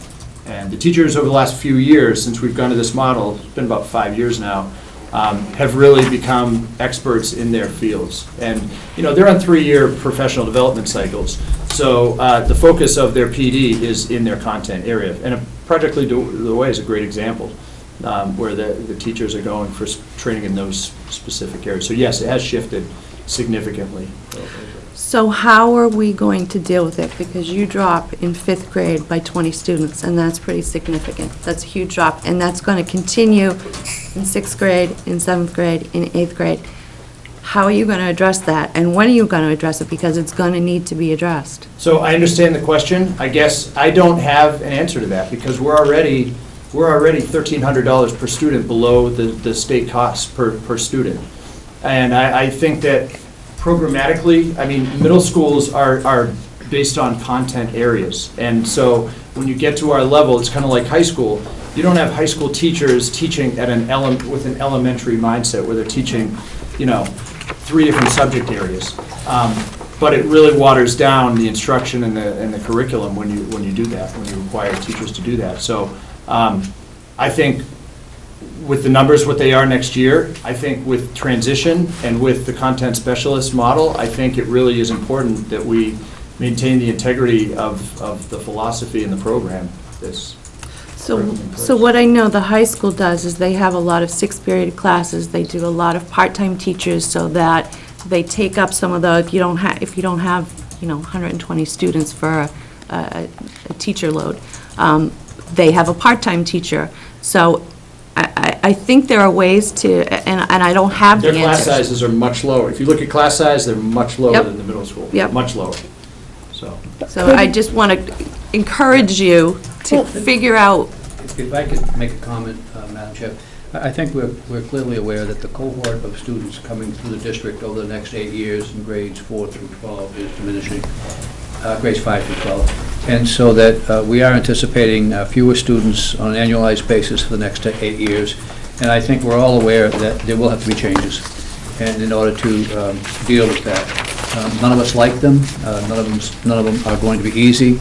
But it would not be fair for us to sit here and say to you that if we're going to be having 250 students less in the district in 8 years we have currently, that we don't have to respond to that. We do. And we will have to respond to that, as painful as it is. I understand Tom's argument, and I support Tom's argument. At the same time, I understand that it is a reduction number of students. We have to respond to that. Our biggest budget is staff. And so we can only cut salaries so far, we can only reduce equipment so far, and we've got to address that staff issue. Well, I see in here that we have grade 7, 8 teachers. Could we not, maybe once the fifth graders become the sixth graders, have grade 5, 6 teachers? Because both fifth and sixth would be lower, right? So, that might be a possibility, just to... I'm sorry, I didn't hear everything. So, if you look at the list, you have teacher grade 7-8. I assume they are capable of teaching both grades. As the fifth graders become the sixth graders, and fifth and sixth are both low enough to justify reduction of a teacher, could the Yeah. possibility be a grade 5-6? Yeah, if those numbers stay where they are and they continue to go up through, over a couple of years, then we can look at some of those things. And I would rather keep that content specialist model, because again, they've been trained in that way, and look at things like that. So as the numbers continue to go through, I think we'll have to look at those types of things. Can I offer one? Yes, go ahead. Comment, please, for Lonigan Campbell High School. I'm a little concerned about part-time teachers being used as a solution. There are some real challenges with having part-time teachers here at the high school, in that oftentimes there are teachers who are looking for full-time positions. So the transition and turnover becomes problematic, and that changes your climate and culture to a degree. And that's something, I think, particularly if you look at the numbers that we have, it's a challenging proposition. You're not 5 months into the job, but looking at the transition to get a new employee in, transition them, get them up to speed, and they're looking for a job 1 to 2 years down the road. It makes it difficult to ensure that you have that curriculum moving forward and those other things. So we're fortunate we've got some really great part-time teachers, but it's challenging to keep them. Thank you. Could I add to that?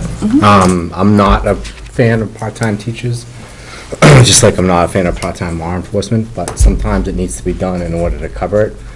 What I would be looking for is to staff, like our superintendent, a 40-year teacher that maybe wants to still stay involved, work that 32 hours, somebody that we know in district, plus it would be a benefit for that he or she says, I'm ready, but I'm not ready, I can still keep my toes in it and stay in a district that's the best and not have to go somewhere else and make a little extra money. So these are trying times, folks, we all know that, especially when it's teachers. I get that my Just for Men goes up like $100 and I don't want to try to get through my wife when I get home.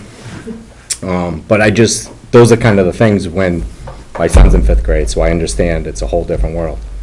But I still think we're smart people, and knowing that we do have some people on the higher end tenured that we know in our in-district, something to think about because again, those numbers, and to me, it's a win-win, because he or she who wants to retire, we already know. To be honest with you, to fill that position, I want someone that is experienced as opposed to someone out of school.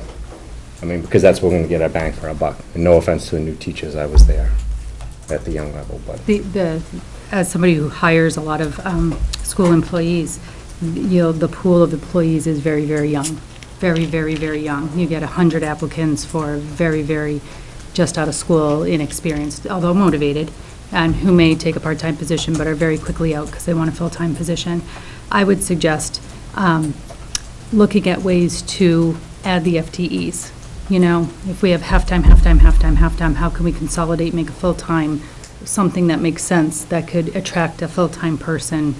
I mean, you're probably not going to get them all full-time, but maybe being creative with FTEs might be a way to go too. I mean, obviously, it's declining, it's going to have to take place, but there's many different ways to kind of play with it to keep people solid. And I don't want to know if I'm closing it, but I agree, there's so much I agree with that's been stated here, but I think that internally we have to take a look at this. I think we have to find some solutions. At the same time, you know, my first evening here, when I did a presentation to you, I talked about capacity versus will, and clearly the taxation in the community is very favorable. The per capita income is very favorable. The cost per student is very low compared to other communities. And I know what Mr. Licklider is referencing at the middle school, so I would say that the community also might respond with a little bit more financial support for particular positions as we bring them to you, because we think that they are critical to continuing the same kind of educational level that we've had in the past. But, all that stated, internally, we will have to make some tough decisions, no question about it. Thank you. All right, anything else on page 1 or page 2?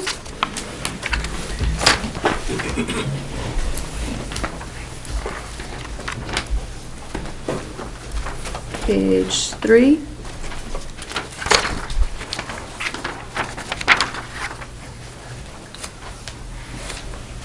4.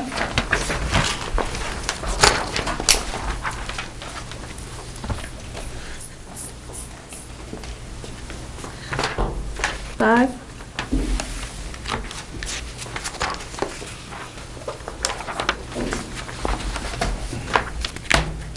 Six.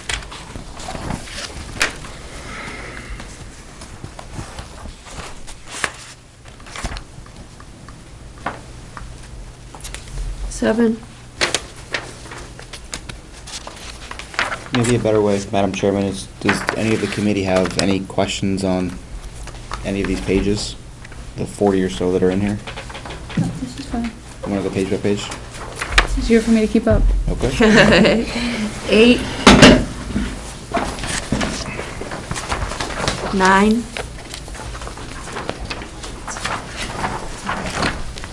10.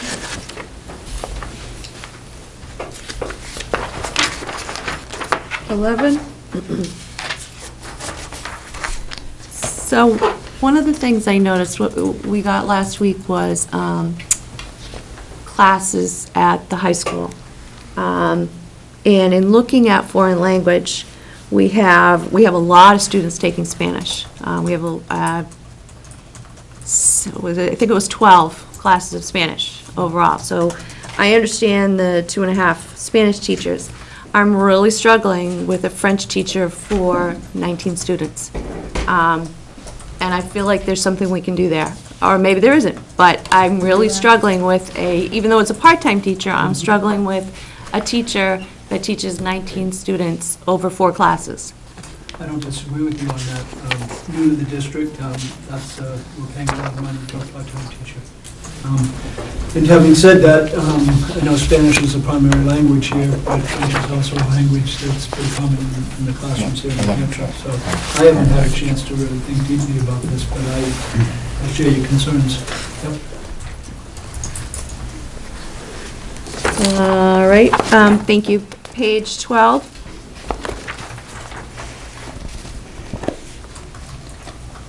Thirteen.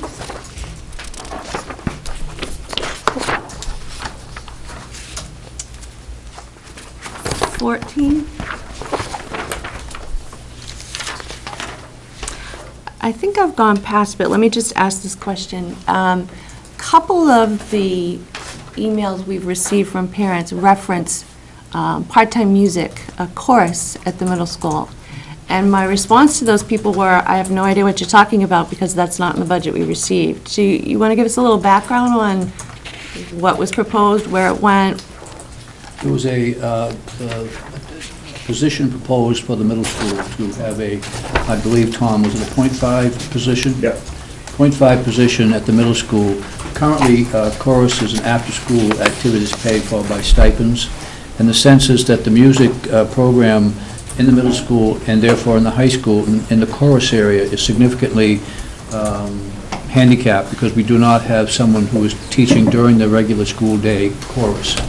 So Tom had recommended a .5 position for the middle school to fill that position, and it is supported by a very local group of people in the community who very much value the music education component. In reviewing that at the school board level, the school board made a motion to cut that position from the budget and remove it. And part of their rationale was similar to your rationale earlier about the numbers in the middle school and how the numbers in the middle school are going to be declining. And I don't want to speak for the school board, but I think the other part of the rationale was the after-school program certainly was offering children the opportunity to be in chorus, but certainly I think there were only like 12 kids in chorus. It was a very low number, and therefore it reflects into the high school, a low enrollment in the high school also. So that has some very strong support from the community. And I think that your hearing is that strong support, and I would defer to Tom if he wants to add or make any suggestions or changes to my testimony here. No, I think that covers it.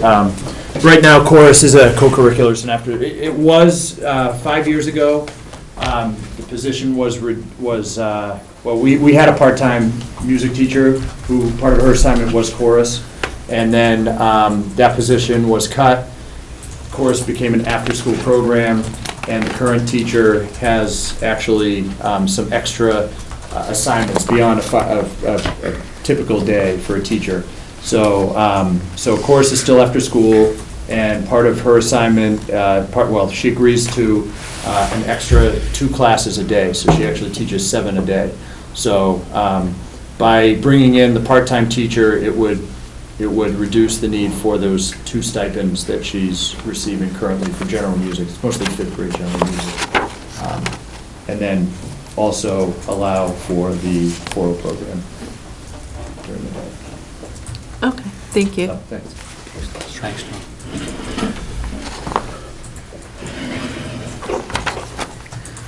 All right, I think we're on 15.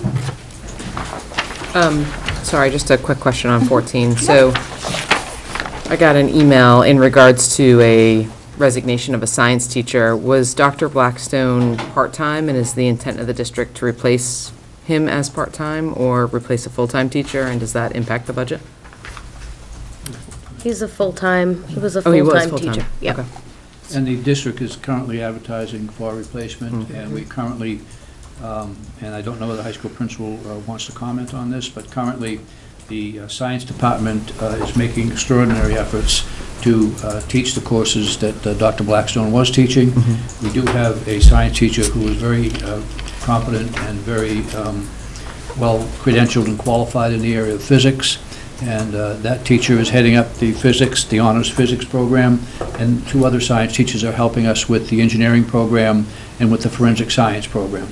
We certainly are beating as many different areas as we can. We've called local colleges, we've checked with UNH, we've also put advertisements out, we've talked to other school districts where we're looking very hard to find somebody. But we realize that certainly in the physics area, it is quite difficult to find a really good replacement.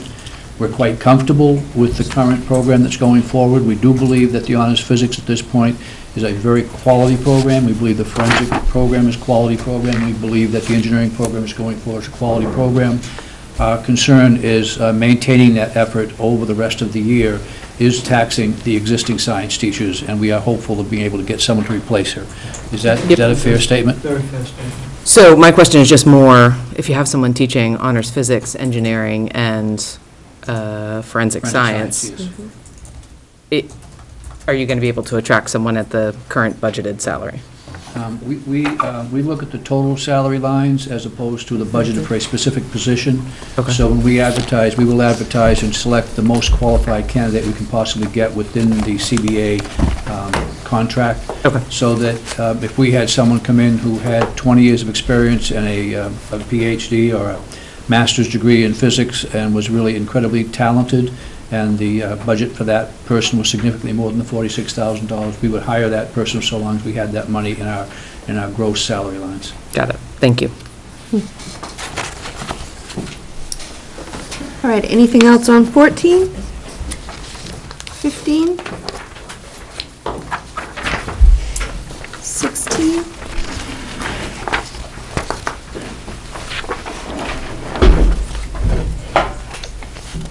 17?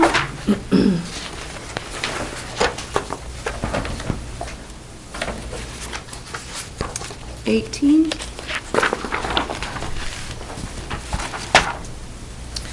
19?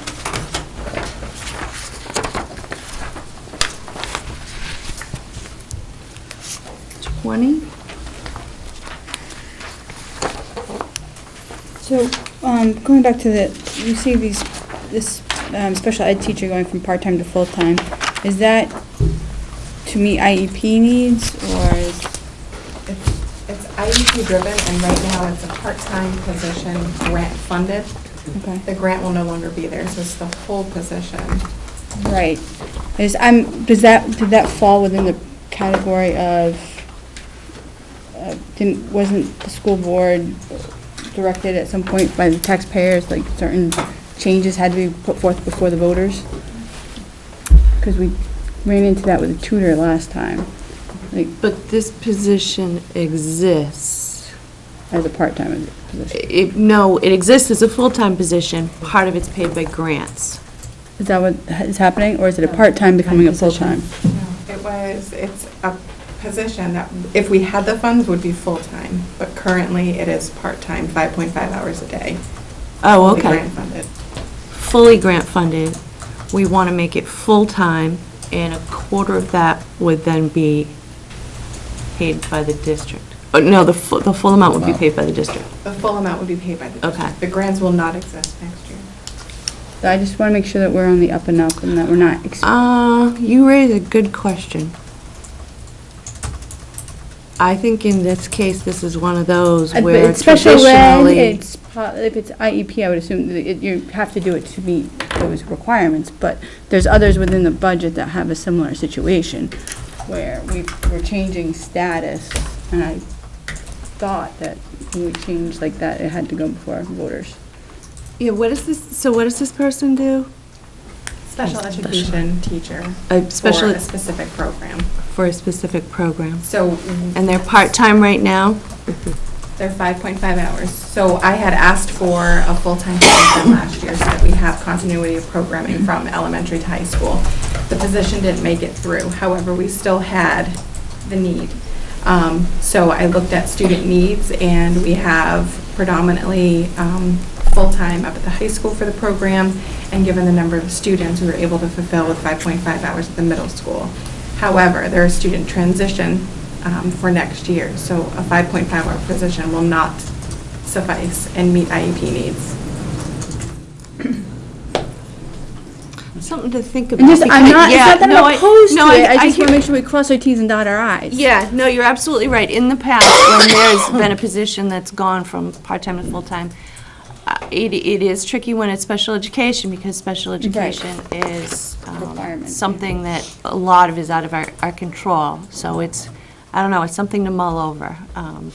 The answer doesn't come to me right away. It doesn't fit neatly into any category. Right, well, because the dilemma would be, right, if it's a warrant article and it doesn't pass, we cannot fulfill the position. Exactly, exactly. That's why I say special education then you're kind of out, falls into yeah. its own. And I just that wanna will make sure cost- that- That will Wanna cost go a down lot of that money.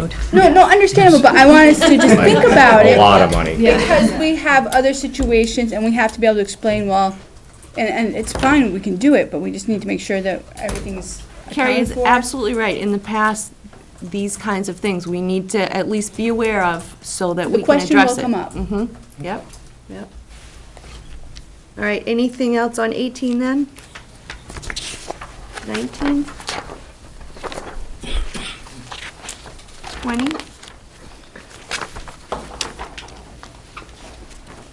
21? Yep, so just two questions on 21. Destination Imagination should be removed, right? Yep. It's no longer school-sponsored. Yep. And then, if I read Facebook correctly, Ski Club is no longer a school-sponsored event, right? That is correct. Wow. Hey, I think it's us. Research, Believe it or I not, the know. school board actually discussed that at the last school board. I'm just kidding, I'm just having some fun. Sorry. I like to have fun. Okay. All right. Anything else on page 21? So, I'm sorry, just, actually, no, I'm sorry, that's on 22. Never mind. Keep going. 22? If I might, Madam Chair?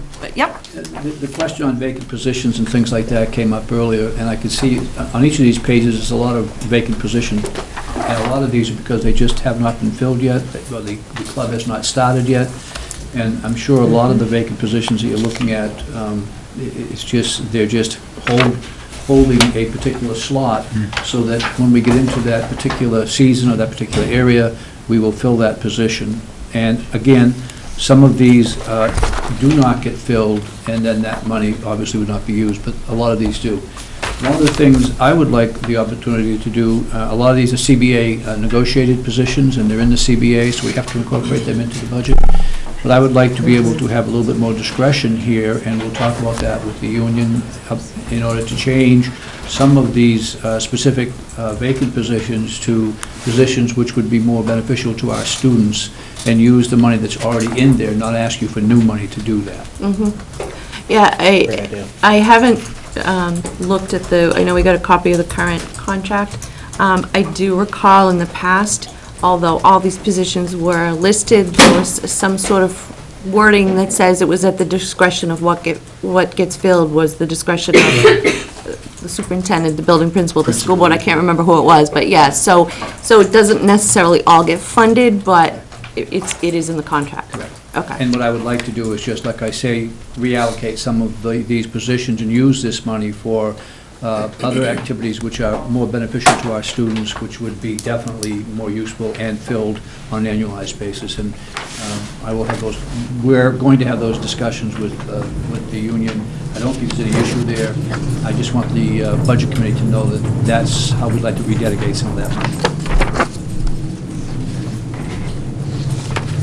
All right. Page 23, anything on 23? Nope, so on 22, just 22? the superintendent reduction is already inclusive of reducing the DI advisor, is that correct? No, the Destination Imagination Advisor, when we had done this budget, was before the school board had voted that wasn't going to be a school-sponsored activity, so the SAU superintendent reduction was to level fund the changes he was making, which we were looking to initially add robotics, computer club advisor, and Destination Imagination, but take the money away from different programs that were up above that hadn't been funded. Got it. And I just want to be, the school board didn't vote Destination Imagination out, they requested that. They requested, So right, That keeps I being recall. said. I just want to be clear. And then, so, should there be a reduction in 220 and 260 subsequently if DI is no longer, I mean, I know it's probably small dollars, but. Well, if I might, I think that yes and no. Yes, we're no longer offering DI, so clearly that fund does not have to be there, but I would not want to see us look at all the positions, because I would like to have some of that money to rededicate, if you know what I'm saying. So, I mean, yes, we're not going to offer the DI position, so clearly that specific item could be reduced, period. All right, 23.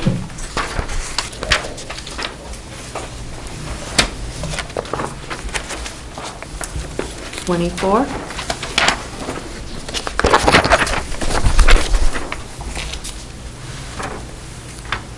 $25.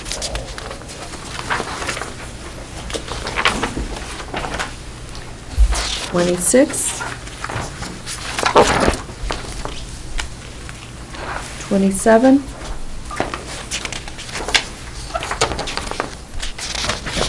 $28.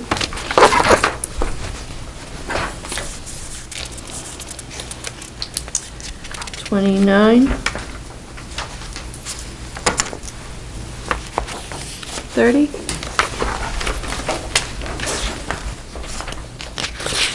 $31.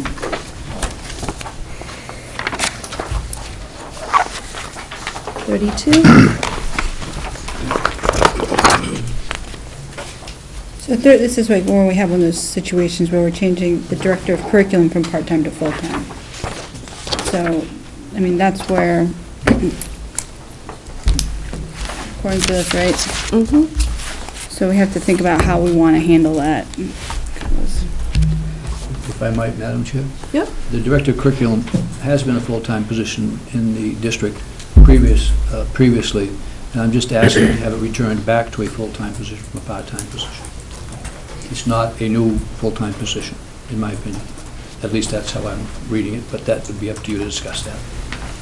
I appreciate that, but when was it a full-time?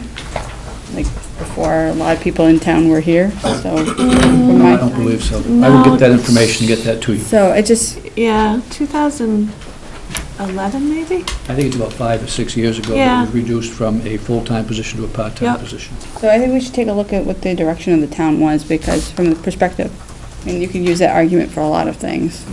So do we take what determines when that thing comes into play? Something new that's never been done before. So we do have fluctuations in enrollment, and so as, we've needed 6 or 7 first-grade teachers, and then we drop Right, but those down. are driven directly by enrollment, correct? Here, we have a lower enrollment than we did in 2011, so you can't use enrollment to justify an increased position. Something to think So about. it's just, where does that line, at least in my mind, so I can be comfortable voting for it, would be, where does that come into play? If it's out there, when does it come into play? Can I comment on that? Sure. This was the last and third position that I felt, out of looking at the budget, was super important. When I think of curriculum, I look at it from training. We have a full-time training staff by agency, actually 7 people. If we were to have a part-time training staff for full-time people, to me, it's like a company with a full-time sales staff and a part-time R&D force.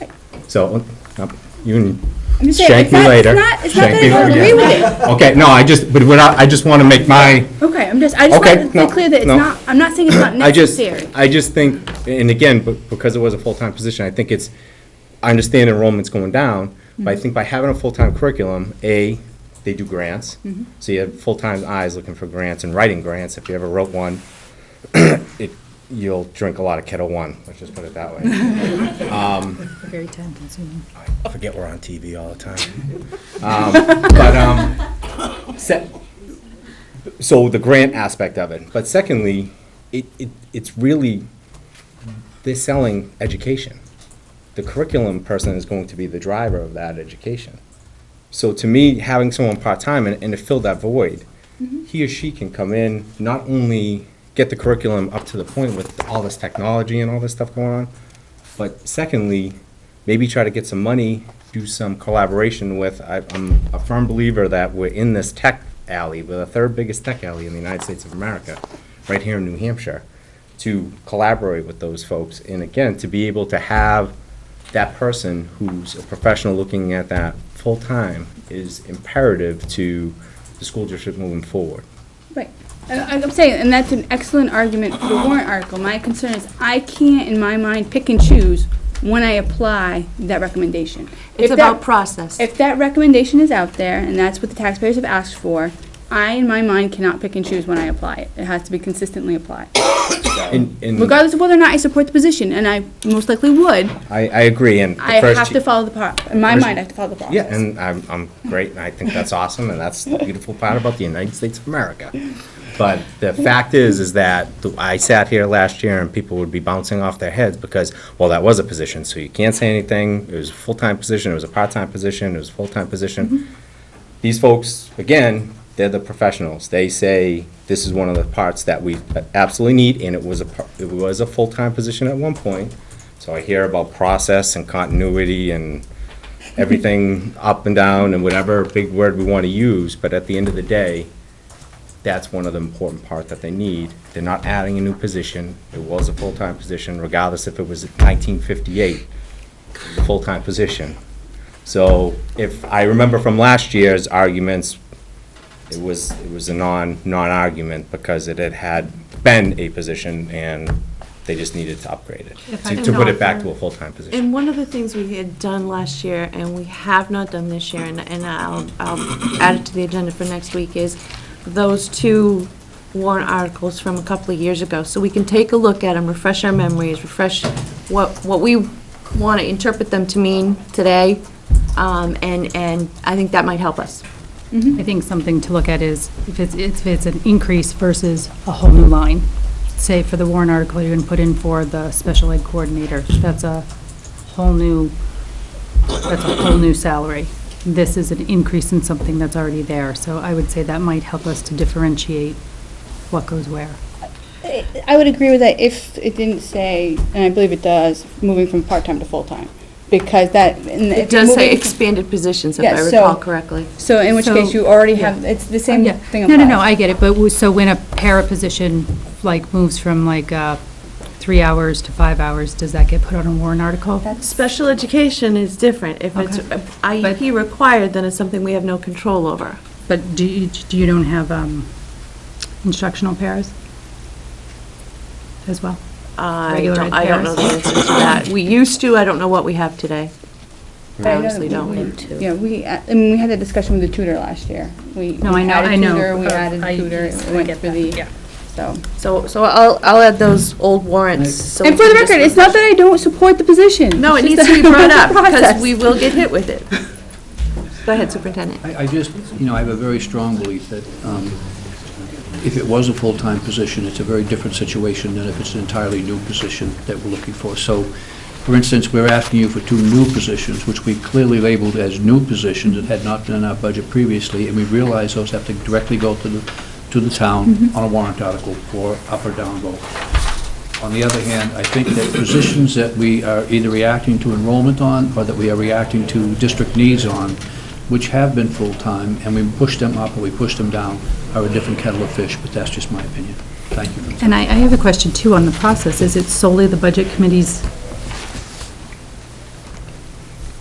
vote to put it on a warrant article or not? We can't No, make them. no, what the budget committee does is decide that that's not an appropriate expenditure for this year, and then it's up to the school board to determine whether or not they want to go forward with it in another venue such as on a warrant article. Okay.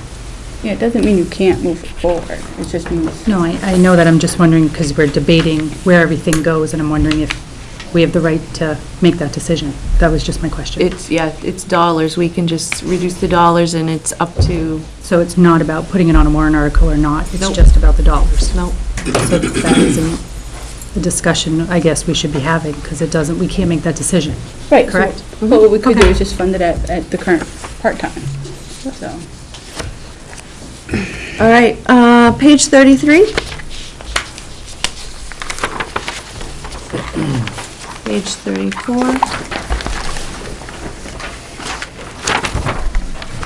Page 35.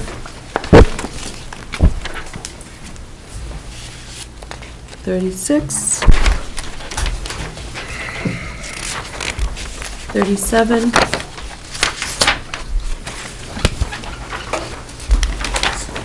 38.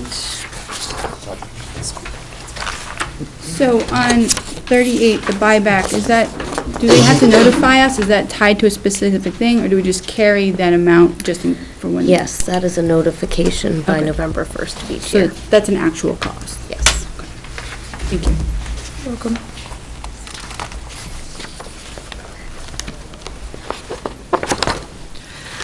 All right, 39.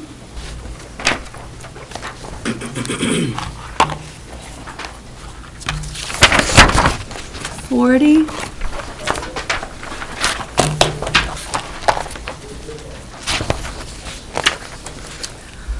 On 40, not to give Mr. Lucklider a heart attack, but one of the, again, looking at population, back in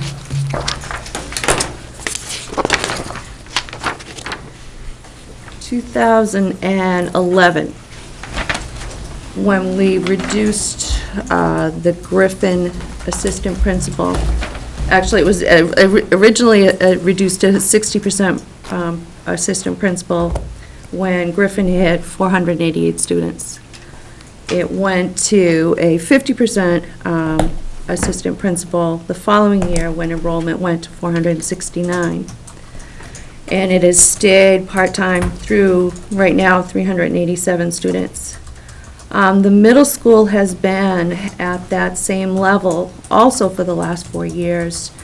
And the principal has continued to be, the assistant principal has continued to be full-time. Next year, the projections are for a pretty significant drop at the middle school. And I know for the last 3 years, it's been brought up by the budget committee, has the district thought about either job sharing between the 2 schools for assistant principal or a reduction at the middle school for an assistant principal, because we've seen the writing on the wall as the reduction in enrollment has traveled down the line. So I know you probably have a strong opinion about that, and we'd love to hear from you. Okay, so, You directed the question, I'll be Okay. glad to respond after you're done. So, first of all, I guess, I'm not sure where to begin on this. First of all, the role of an administrator in a building has changed drastically over the years. First and foremost, we are expected to be instructional leaders, okay? Now, as an instructional leader, you're not just operations management. We're very involved in curriculum. I'm doing over 200, and between me and my assistant, 200 observations between now and March. The amount of instructional leadership components to the job have changed drastically, even over the years that I've been doing this.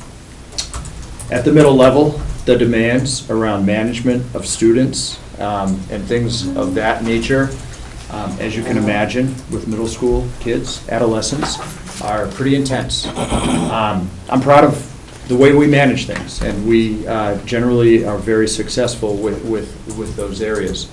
But I can't imagine, the team that we have, at the middle level, the demands are unbelievable.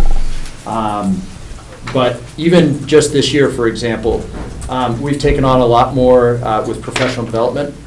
We now manage all of the professional development cycles for all the staff. So that has changed, and I think if you look at a small district, the amount of expectation and responsibility at the building level is very high, because we are small. So I can't imagine doing the job with a part-time assistant, the amount that's expected within the building level, and the amount that I've talked about curriculum and just content specialists.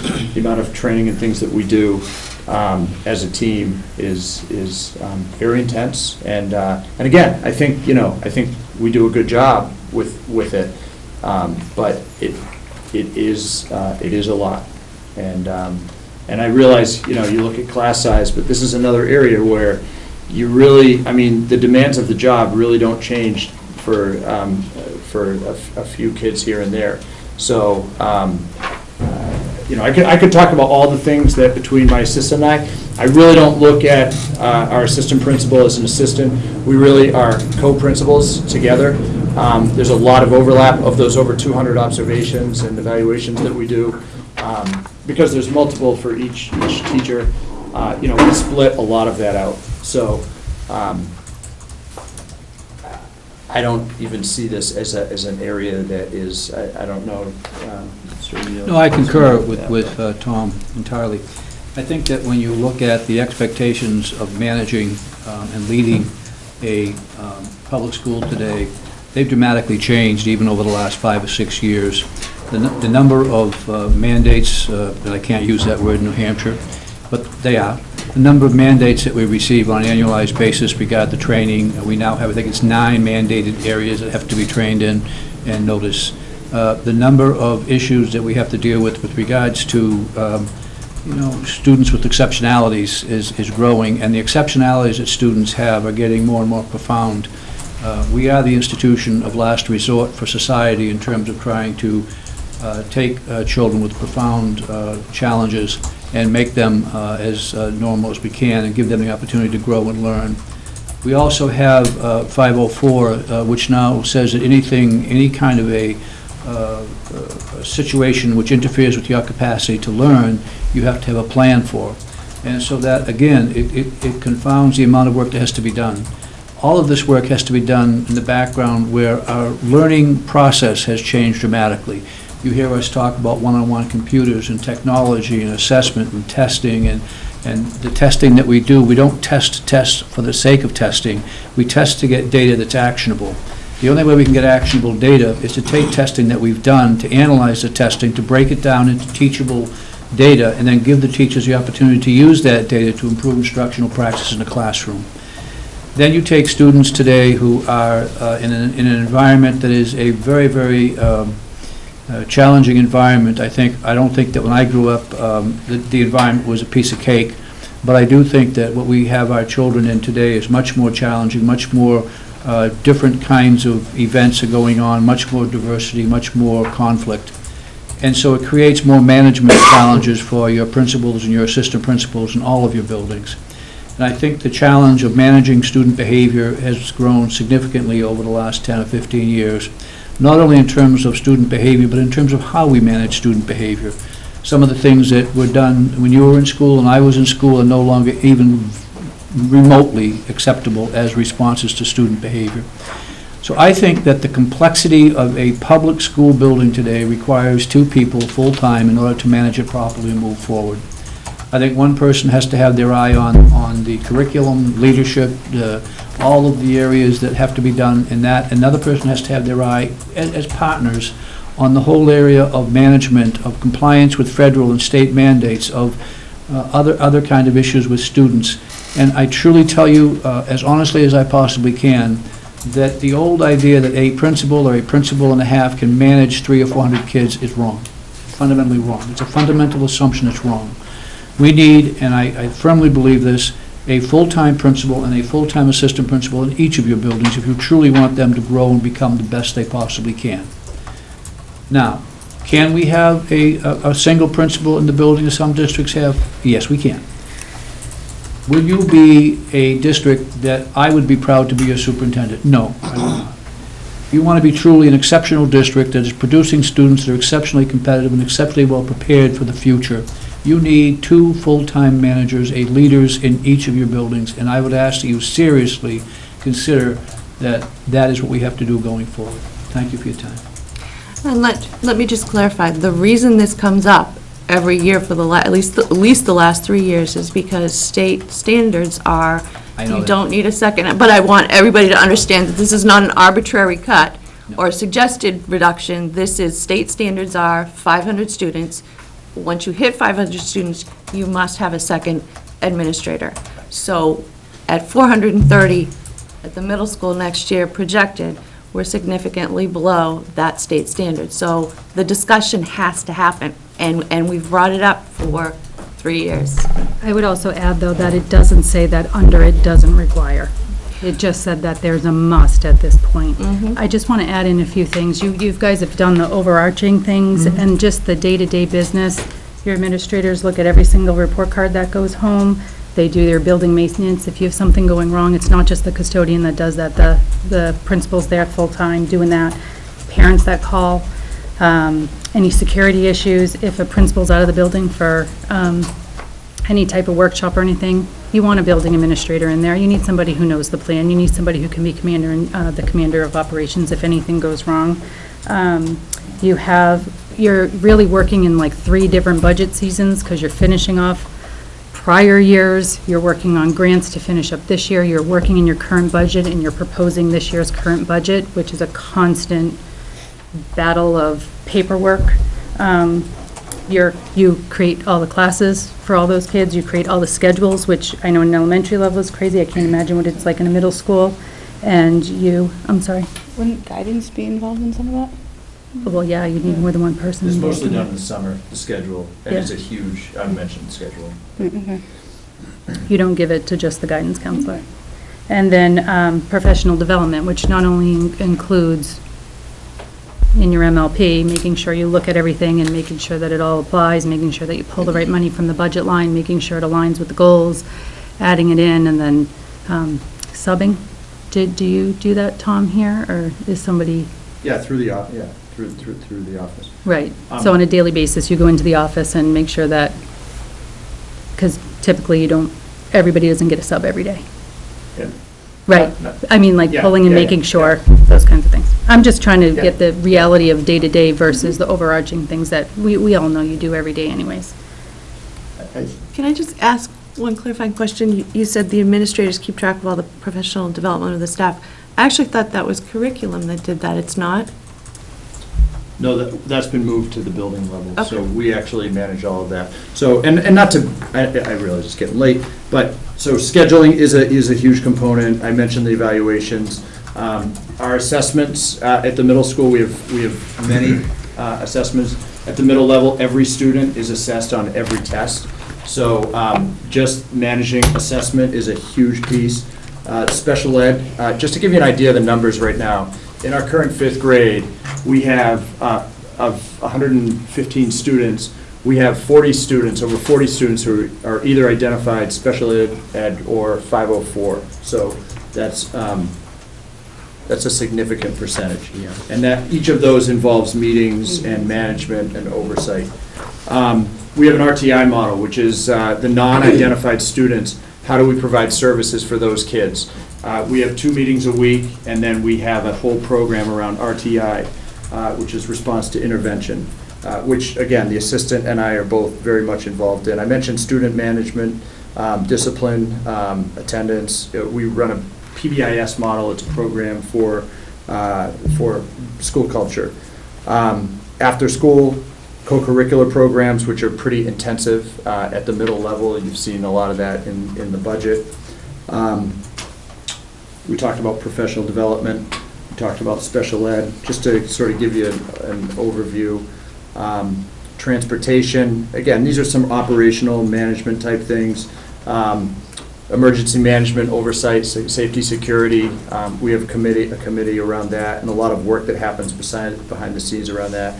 Cafeteria, and again, that's not, it's a shared duty, but there's with middle level kids, it is important that the administration is involved in that type of work. We have many committees in the district, so we are both involved in much of that work. We meet with the instructional teams each week. There's a lot of work. We're very team-oriented. I think you know that at the middle level, so I've talked about that. So just the management of those teams. In addition, we have departments, so there's kind of a cross-section there where we have instructional teams, but then we also have departments that meet twice a month. We're both involved in parent-teacher conferences, and that's for both identified and non-identified kids. And the last thing is, and I hear what you're saying about the minimum standard document, but what I also hear is, and I hear it at the school board meetings quite often, I actually hear it in the community quite often, is, we are proud of being a high-achieving district, and we're aiming for a high bar and being the best. And if we manage our district solely based on a minimum standard document, I think there's a conflict there. And so I would ask you to consider that, and again, I am proud of our school, and I think it is a requirement, really, to. And that's why we bring it up every year Absolutely. to have this Absolutely. discussion, No, because. Thank you for giving me the opportunity to speak to it. I am passionate about it, but I appreciate your giving me the opportunity to speak to that. Carrie, did you have That something? it just goes to page 39, with the moving the assistant principal from part-time to full-time. And while I appreciate everything you just said, I think there's a mechanism to accomplish that, but in the budget, it's not the appropriate way. Like, if we truly feel it, let's put a warrant article and have the people speak for it. I mean, that's just, to me, if there is a request by the taxpayers that new and expanded positions be put before the committee, the town, and we feel that we truly need additional principals and assistant principals, put them on the warrants and I let guess people the vote. argument could be made, I'm sure sometime in the history of this town, that was a full-time position. But if the support is in the community, it's going to pass. Let the people vote. We just made the argument here that sometime since Litchfield was created, if it was a full-time position, you're just returning it back to what it was. I know, but we'll talk about it next week. This is the budget proposed by the professionals who say that they need it. Listen, And I understand you want to put warrant article and have everybody do that, but I think that this is what they proposed. Okay. And if they don't want to vote it in, the voters won't. Well, then And you get none of it. It's a balancing act, so this is what we have to do, is hash this out, and we'll get into it, I think, further next week, because that's when we're gonna, when the. But to the comment that. 2 this is- weeks. And I appreciate that the budget is developed by professionals. When I did my budgets as a professional, I put what I felt was in them, but I tend to budget very conservatively, and that's what, we are an extra set of eyes to find those areas where we can say, I know you really feel you need this, but maybe we can tweak it a little. It's not that we're discounting what the professionals feel they need, it's just an extra set of eyes to tighten it up a little bit. I get what our role is. And again, sorry. I was gonna say, because the ultimate goal is to have this pass, because if we create a budget and present it to the community, and they go to the ballot and they vote it down, it's much more painful to have a default budget than it is to have a budget that you had to take some cuts from. Unless your default is more. I was thinking here regarding the argument, we currently have a physics, engineering, and forensic science position open. We are looking potentially at hiring part-time people. So I pose the question in honors physics, if we have a part-time .4 honors physics teacher for the remainder of this year, do we have to warrant that position for next year in order to replace it? Or because it was part of a full-time position, does that return back to its full-time position in sequential budgets? That to me, and you have a part-time superintendent. Let's put the real candid things on the table. And I'm here for, quite fortunately, and I'm very, very thankful for the opportunity to serve the community. I will be here for 3 years. When you want a superintendent, does the board have to go back to the community and ask the community if they can hire a full-time superintendent? I would say no. I would say that these positions existed. They were very, very functional. And if the budget, the bottom line budget that you okay is organized to fund those positions that the school board and the professionals in the district feel are the most critical to fund, accepting brand-new positions. I agree 100% with any brand-new position. I think that is the way it should go. And I think the superintendent is probably the best example of why I don't believe it's a good thing, nor do I think it's a good community practice. It hamstrings everybody in this district to respond to changing times. If I'm a superintendent, I'm going to be very, very reluctant to take any position and remove it without being directed by the budget committee. Because once I remove a position, if I have to go back to the community to get that position back to a full-time position, why would I remove it? So it seems to me that it is both prudent and the right thing to do, and certainly you will have your debate about it, but that is just a few thoughts I have right now. I think we need to move on because it's already 9:30. Thank you We very haven't much. even gotten to voting, No. so let's move on. Page 41. 42. 43. Oh, I'm sorry, just real quick on 42. Okay. So 130 overtime. Overtime for community use of school buildings. Yeah, that was a new thing because apparently we'd been absorbing it, and it was determined that instead of absorbing it, we need to document it. So this is a way to document it, is actually start tracking it and budgeting for it. Is there a And just a point of corresponding? clarification, that's also, and weather emergencies. The brunt of that over time is for weather emergencies, Okay. when we have to bring in the custodial staff for shoveling and snow plowing. So is there a way to show us what that difference is? Just because I'm thinking, like, if us being here until 11 o'clock at night is causing an expense, It is. like, well, then we need to. I tell you, They- whoever turns on the heat in this place is causing an It might- Burka yoga over here. Right now. I have two questions, two responses to that, Madam Yep, Chair. yep. The heat is not on. Okay.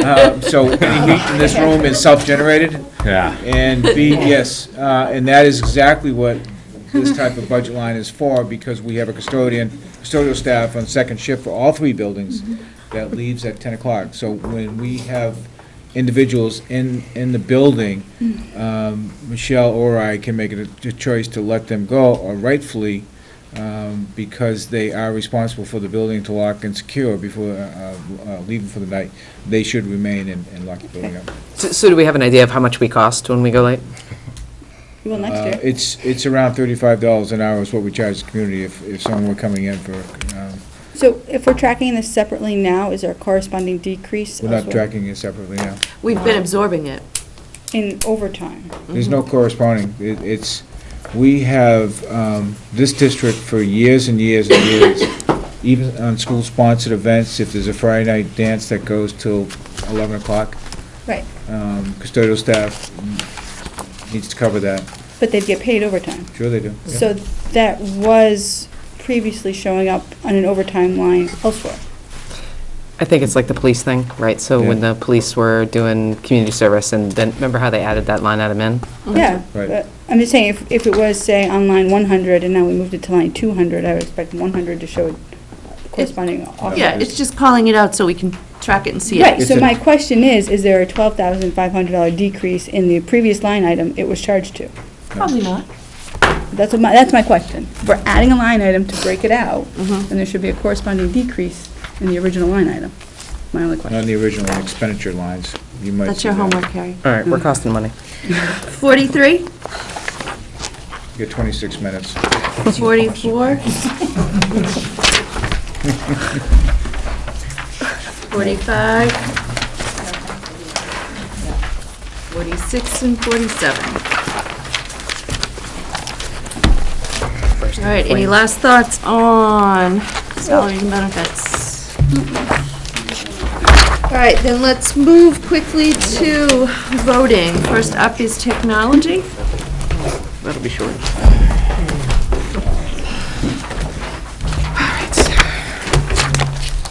Madam Chair, if I can, real quick, in the sake of time, there was a question regarding the reduction amount, the 160,000. $160,000. I think, I just want to clarify some semantics if I can. Excuse me, when we said we reduced the IT budget by $160,000, the budget development process is such that we recommend a budget to the school board to the budget committee to deliberative, and as we know, I don't go through that. But once we get the number of the approved amount, we get back together under the direction of the superintendent, and we start the budget process again with what did we recommend as a district to get down to that bottom line that was approved. So when we said the other day that we reduced the IT budget by $160,000, it was during that process of bringing the requested budget down to the approved budget that we removed the 160. So I'll stop there, and I hope that just clarifies that it wasn't from the approved budget, and we didn't take it out of IT and then we allocate it somewhere else. It was never there. It was during this process to bring our requested budget, which was $400,000 differential down to the approved line. Yeah. And this was mostly my struggle as I went Right. through the budget, and I really struggled with the IT budget for this current fiscal year shows $160,000 less than the budget committee after it took all of its changes last year. And the explanation was that end-of-year funds, unexpended funds, were used to take care of some of those expenses. I think end-of-year fund usage, in my opinion, and it has nothing to do with whether the school board wants to follow it or not, but my experience has been that end-of-year is for those projects that have been of a lower priority, and because of funding you haven't been able to get to. In my opinion, using it to try to defer or to make up some of the reductions that have happened, I personally don't like seeing it used that way. And especially, obviously, the one-to-one computer Chromebook program has a lot of popularity, seems to have a lot of support. I would certainly have wished that instead of using it to be able to chop $160,000 and absorb the reductions in the current budget, that maybe when you saw that the 40 Chromebooks weren't enough and there were gaps, that maybe the current freshman class would have been then afforded the Chromebooks. Or again, I'm a project. In my mind, the end of the year money is for projects that either suddenly have appeared that don't have a dollar funding to, or a lower priority that just keeps getting bumped year after year, and now you find through prudent use of funds, you're able to take care of those things at the end of the year. So it's just from my history and my experience, I struggle to try to figure out where that $160,000 is. I do appreciate all the work you went to illustrate that for me, and I thank you, and I understand why you did it and where it went. So, moving on to page 1.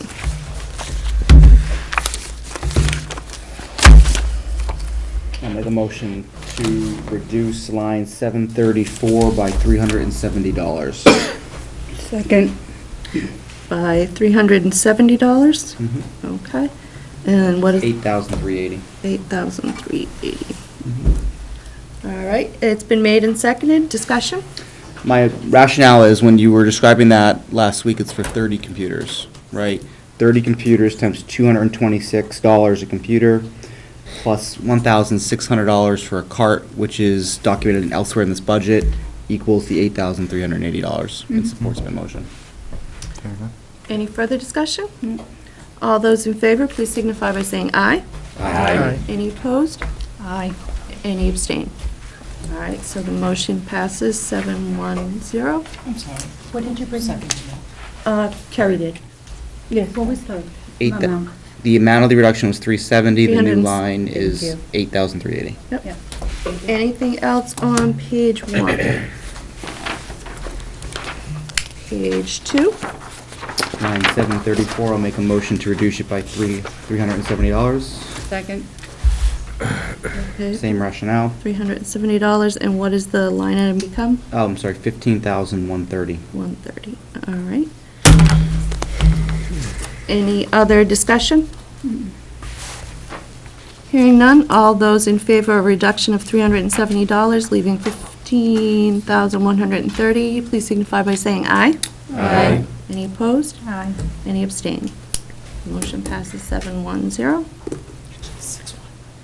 1, 2, 3, 4, 5, 6, 7. Oh, you're right, 7, sorry.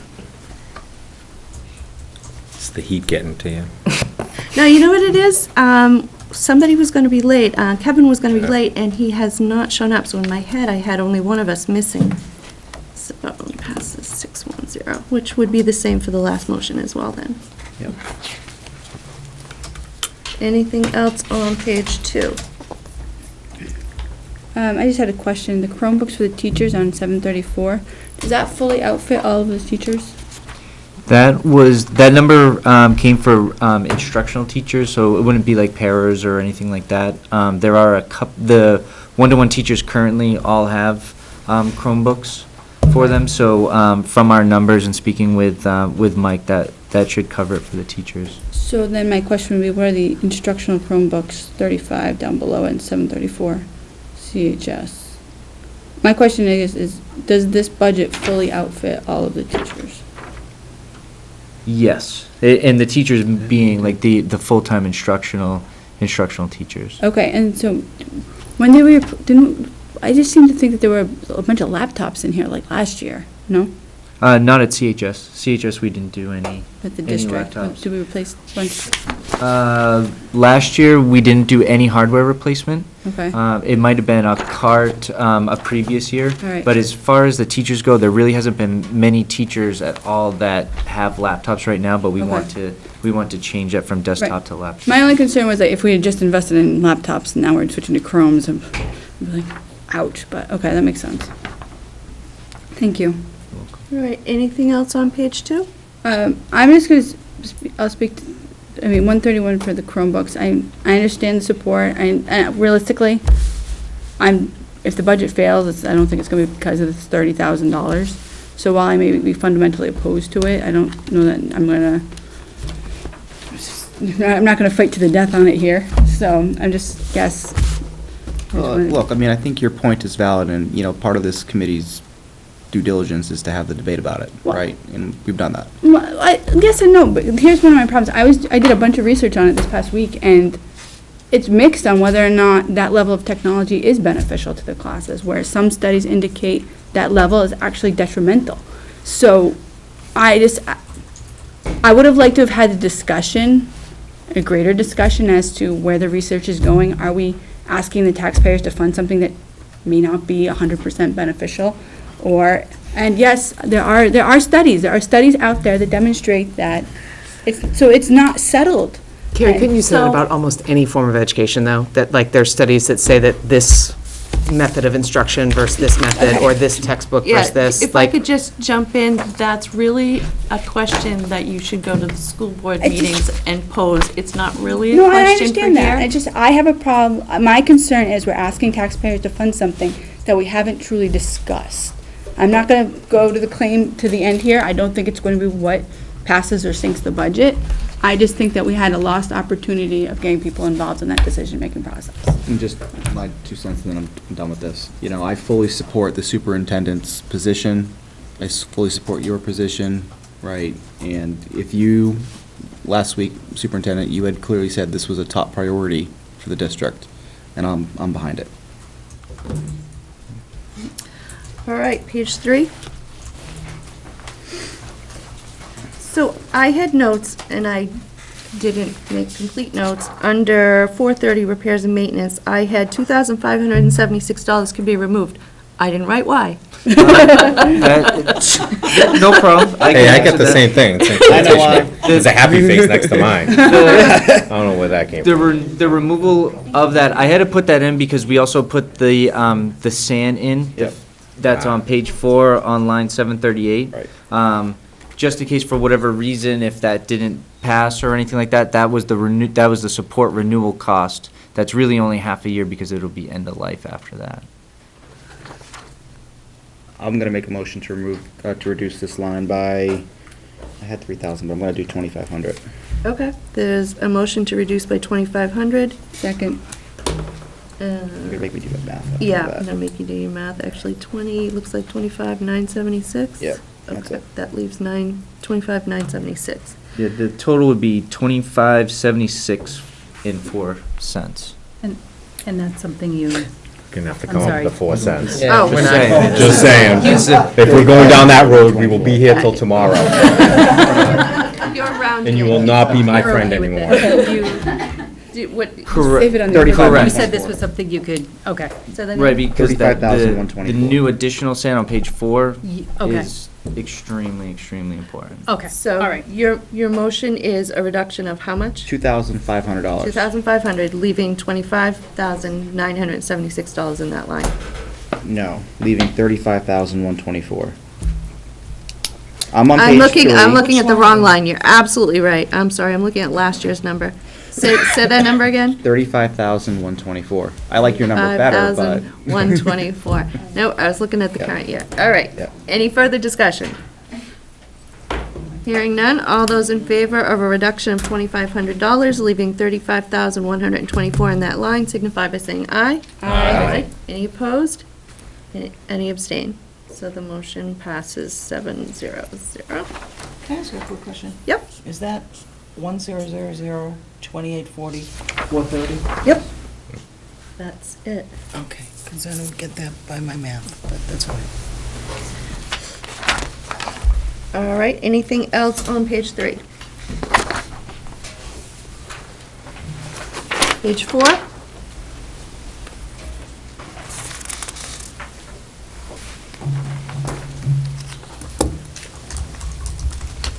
Page 5? I know we're jumping ahead relatively quickly here. Just a question on 531 telephones, and I know we talked about this last week. It's just such a significant increase. I mean, the way I've done this, and if we go back to the sheet that I gave out last week, it's 33,000 in total across all 531 lines. It's 33,239. Current year is 27,047. Right, so in my mind, you know, for telephones, you know, is $1,000, $1,500 increase reasonable year over year to support increased costs with telephones? Knowing that the needs really haven't changed in the district, it's costs, right? Right, and that's mainly speaking to the cell phone usage, the data plans and things like that, and how with the old phones, they didn't have it, but now with the newer phones and the data that you have to get with them, that's where a lot of that increase is coming from. Who are we paying for phones that utilize data? It was an email that we received. It's there's a lot of them. I'll let you describe it. Yeah, so we have custodians in the building, so we have full-time, we have during the regular day, and then we have the second shift. Okay. And then we also have like facilities managers. Oh, got it. Okay. That have them, that are on call and everything. Thanks. Yeah, and when I looked at several of the telephone lines, I went back to last year's budget, and we made some reductions in these. when the board finalized its budget, they actually increased them. So now they're decreasing them, so it's kind of sort of splitting the difference between what we recommended last year and what they are recommended last year. Yeah, and the other thing too is that Fairpoint restructured their billing. So just recently this year, so what we did was we went through the actual bill and stripped everything out, and we put in this budget exactly how it's laid out right now. Okay, anything else on page 5? Page 6. Page 7. All right, moving on to business and finance. Thank you very much, Jason. Thank you, Jason. Thank you.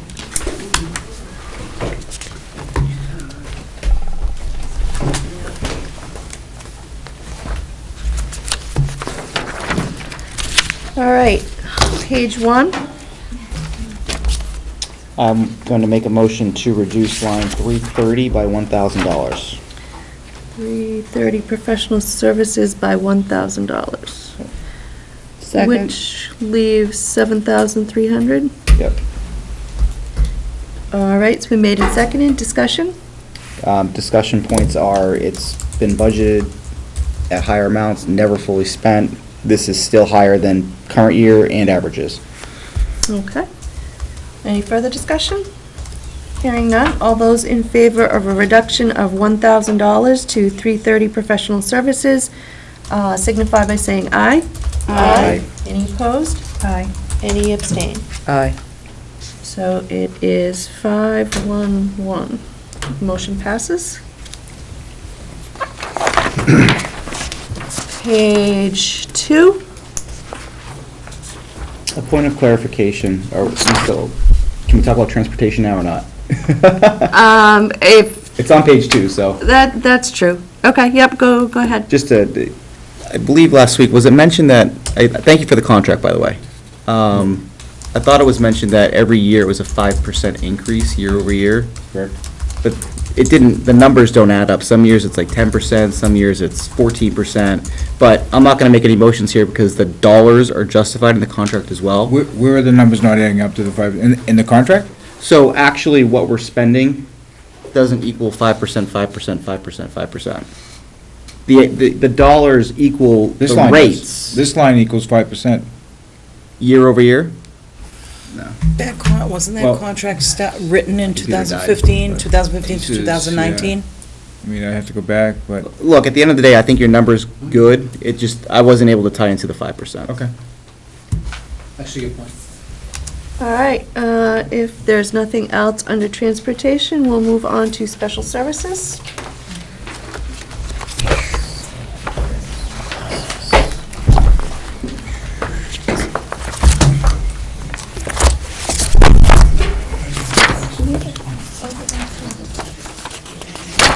All right, page 1.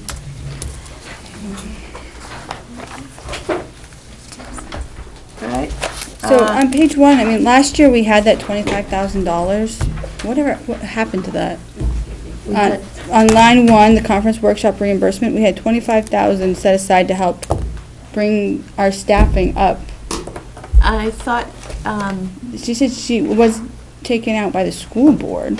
well, I thought it was done. I she thought said we she had wasn't. our staff. It was no longer, so it was I proposed it in last year's budget. Yeah. When we had the finalized budget, it was no longer in there. Oh, okay. Where it went, I can't tell you, but it is not there. So teachers continued whatever programs they were in if they could. I'll refer back to the same response. It didn't go anywhere. It was during this process to bring the requested budget down to the approved budget. So when you hear that something was taken out of the budget, it's during the budget development process. So it wasn't like we cut it out of special services and put it somewhere else. It was during this process to bring the requested budget down to the approved budget. It gets absorbed into the bottom line because they're trying to meet. I thought we passed the budget last year. But We even if made- you go to pass budget, they could We start reallocate. with the process, once we get the number, we're not getting the number that we asked for. Right. Right, So it's like your kid's coming home saying that, Mom, I need $100, okay. and it goes through the process, and all of a sudden you give them you give them $50. So we've got to take the request, what we wanted to buy for 100 and make it happen for 50. And I don't mean that, I'm just saying, that's the process. So the process, once we get the money that we want, it doesn't. I understand that. It's just one of those situations where we hear that, well, the budget committee's not funding things, and then turns out, well, we kind of did, but we chose not to. So I'm just like, we get accused of not supporting education, and then when we find out the budget's there and things got shifted around, it's not because we didn't provide the funding, it's because it's a And that was my we could just frustration with the clarify. 160 as well, is trying to understand what we agreed, Right. and then it did. And so to clarify the process, though, that's not the purpose of this committee. This committee is to make a bottom line or whatever, even your individual cuts line by line that we're making, when it goes back, that's your recommendation to the budget, to the school board. So, just to be clear the school board should, the budget committee should not be blamed that they took it out of a certain line, just that the money wasn't there, and the school board, alongside the professionals, had to make decisions. So it's all about being forced to make decisions, And that's, regardless. and that's correct. Just to It's bottom clear it up. line. But when the committee members get accused of not supporting technology, when in fact we fully funded it, an explanation is important. Oh, I agree. And if I could provide anything from last year, I would, but I wasn't there. Madam Chair, I certainly hope the superintendent has supported the committee last year in prioritizing what the superintendent had asked for. And I appreciate this year that the committee has also responded to what the superintendent has asked for on prioritization.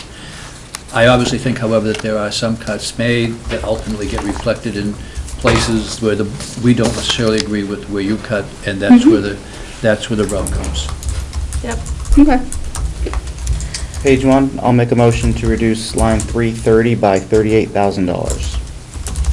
All right, there's a motion to reduce 330 by $38,000. I will second it so you can talk about it. 151,384 is the new revised total. 151,384. Yep. So, Okay, go ahead. So there was a couple lines in this budget that was discussed tonight that I really took a hard look at, because the numbers just didn't seem correct to me. And I appreciate the difficulty and how hard it is to budget so far out in the future. So I looked at a 5-year picture, and the actuals are 77.4% of what we budget. All right, that's just reality. So in my mind, I said, all right, yes, costs are going up, services are going up. You know, if we take it 80% of what's budgeted and use that higher than actual, and use that as a baseline number, right, that's where I get to this number of 151,384. And I will just say that this is a cut that when it goes back to the school board will be refilled, because this is based on students' IEP needs, which you very clearly stated last time was based on the needs we have now. That's a tough cut for kids with IEPs who then have legal action to I get get it. there. So let But me, that's a lot bigger cost than what you're cutting right now from this line. so let me explain what Dangerous. happens. The budget process begins sometimes in June at the building level, but certainly at the school board level or department level in August and September. That in some cases is almost 2 years before the money's going to actually get spent. I applaud the budget, but the reality is every single year, because of changes up and down over the ensuing 24 months, that things change. So historically, my cut was $50,000, because historically, we use only about 75% of those line items since 2013. And so I'm not looking at an average of dollar amount, I'm looking at a percentage year over year. So whatever the request is, the percent that we actually end up using. So it doesn't come out to be $1, it comes out to be a percent. Yep. So my reduction was $50,000. So I think You used 38,000. 75 and I used 80. I What's the used difference? 73.25. Yeah, and I used Can I just add something? So the services in this line, they do, so some of the services in here are year after year. There's also new services in there.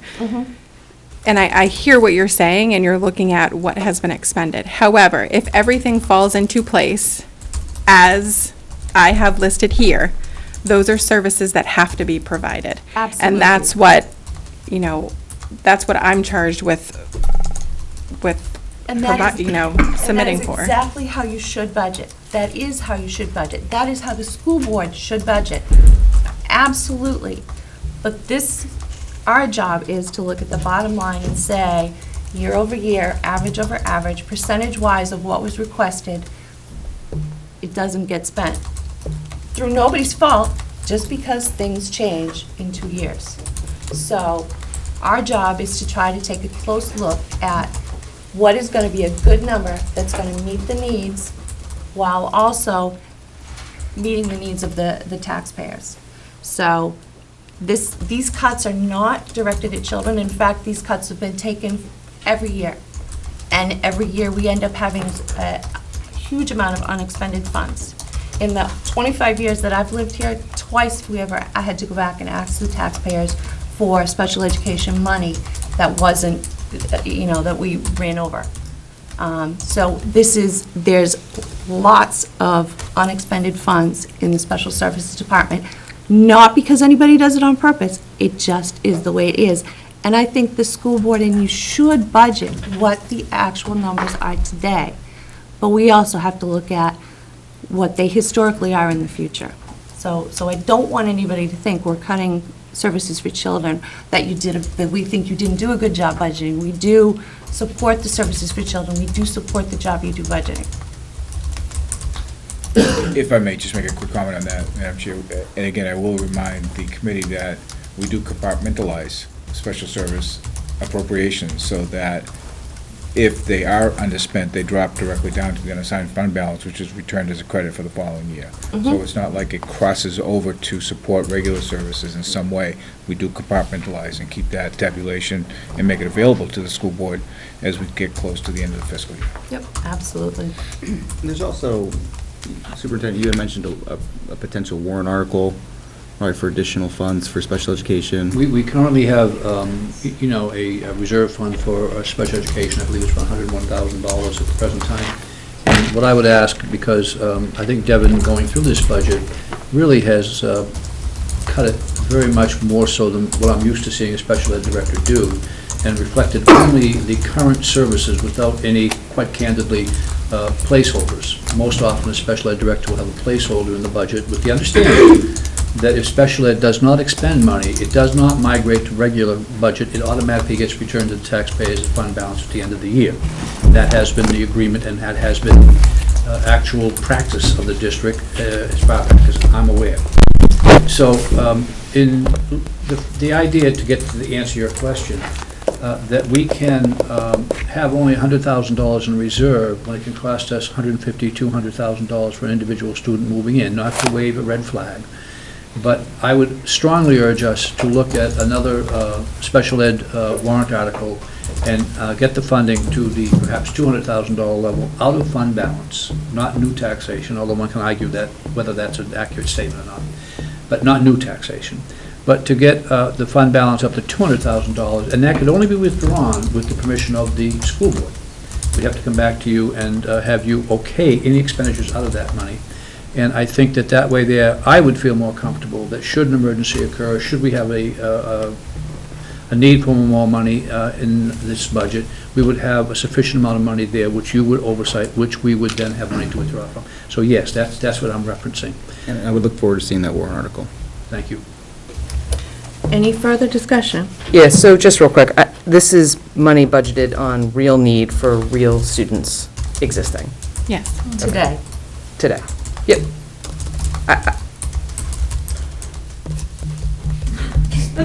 I'm good. On average, in 2014, we only spent 77% of the budget. Yep, understood. 2015, we spent 56%. Yep. 2016, we spent 86%. 2017, we're on target to spend 74%. And that's an estimate, because obviously we have some encumbered and some spent. So those past years you just mentioned, when we were sitting at this table and the budget came way, every year was it budgeted for exactly the students you had?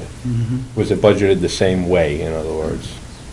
At budget, when the budget was being created, was it for known students? It was for known students, where there would be like an anticipated placement would have been in the tuition, which we don't have in there currently. So then how do we explain if it was budgeted for known students at the time, we were sitting at the table like we are now, but it was always, when you look back, it was spent at 2/3 of it.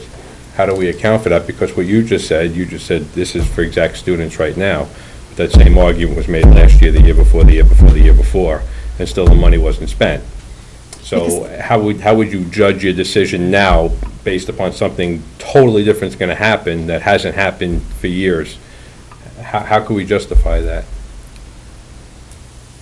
My only standpoint is that all the services that are listed right here are IEP driven. And so every summer and September when we come back, there can be new services that are in there that we hadn't done the year before. There can be, IEP meetings where services are changed, so there's less service, or we move on to different, I hear what you're saying. I just, I want to make sure that we continue to meet the needs of the students in the district. So it's been a gamble every year, obviously, and the gamble is always the actuals come out at 2/3 of what it was budgeted. So we're on a very, we're on a lucky streak, or we're hitting a jackpot every year, because we're always wrong to the benefit of, Well, we're not always wrong, because No, you there's so indicated many that things 2 that- years, we had to go back to the taxpayer, so we're not always wrong. The last time that happened was probably around 1996, 97. But I think too, we have to consider that if we're basing it on no needs now, and we're funding for needs in 2 years, those needs change. They're getting services now, clearly they're working, because they need less services later. So or people decide that they're moving out, or they, for whatever reason, today's needs, statistically, are different than the needs in 2 years. It's just like when you do your projections for the first grade and second grade, probably second grade, because first grade we can say we're working on the algorithm. It's just based on certain factors today, what you're going to need next year and likely going to need in a couple of years.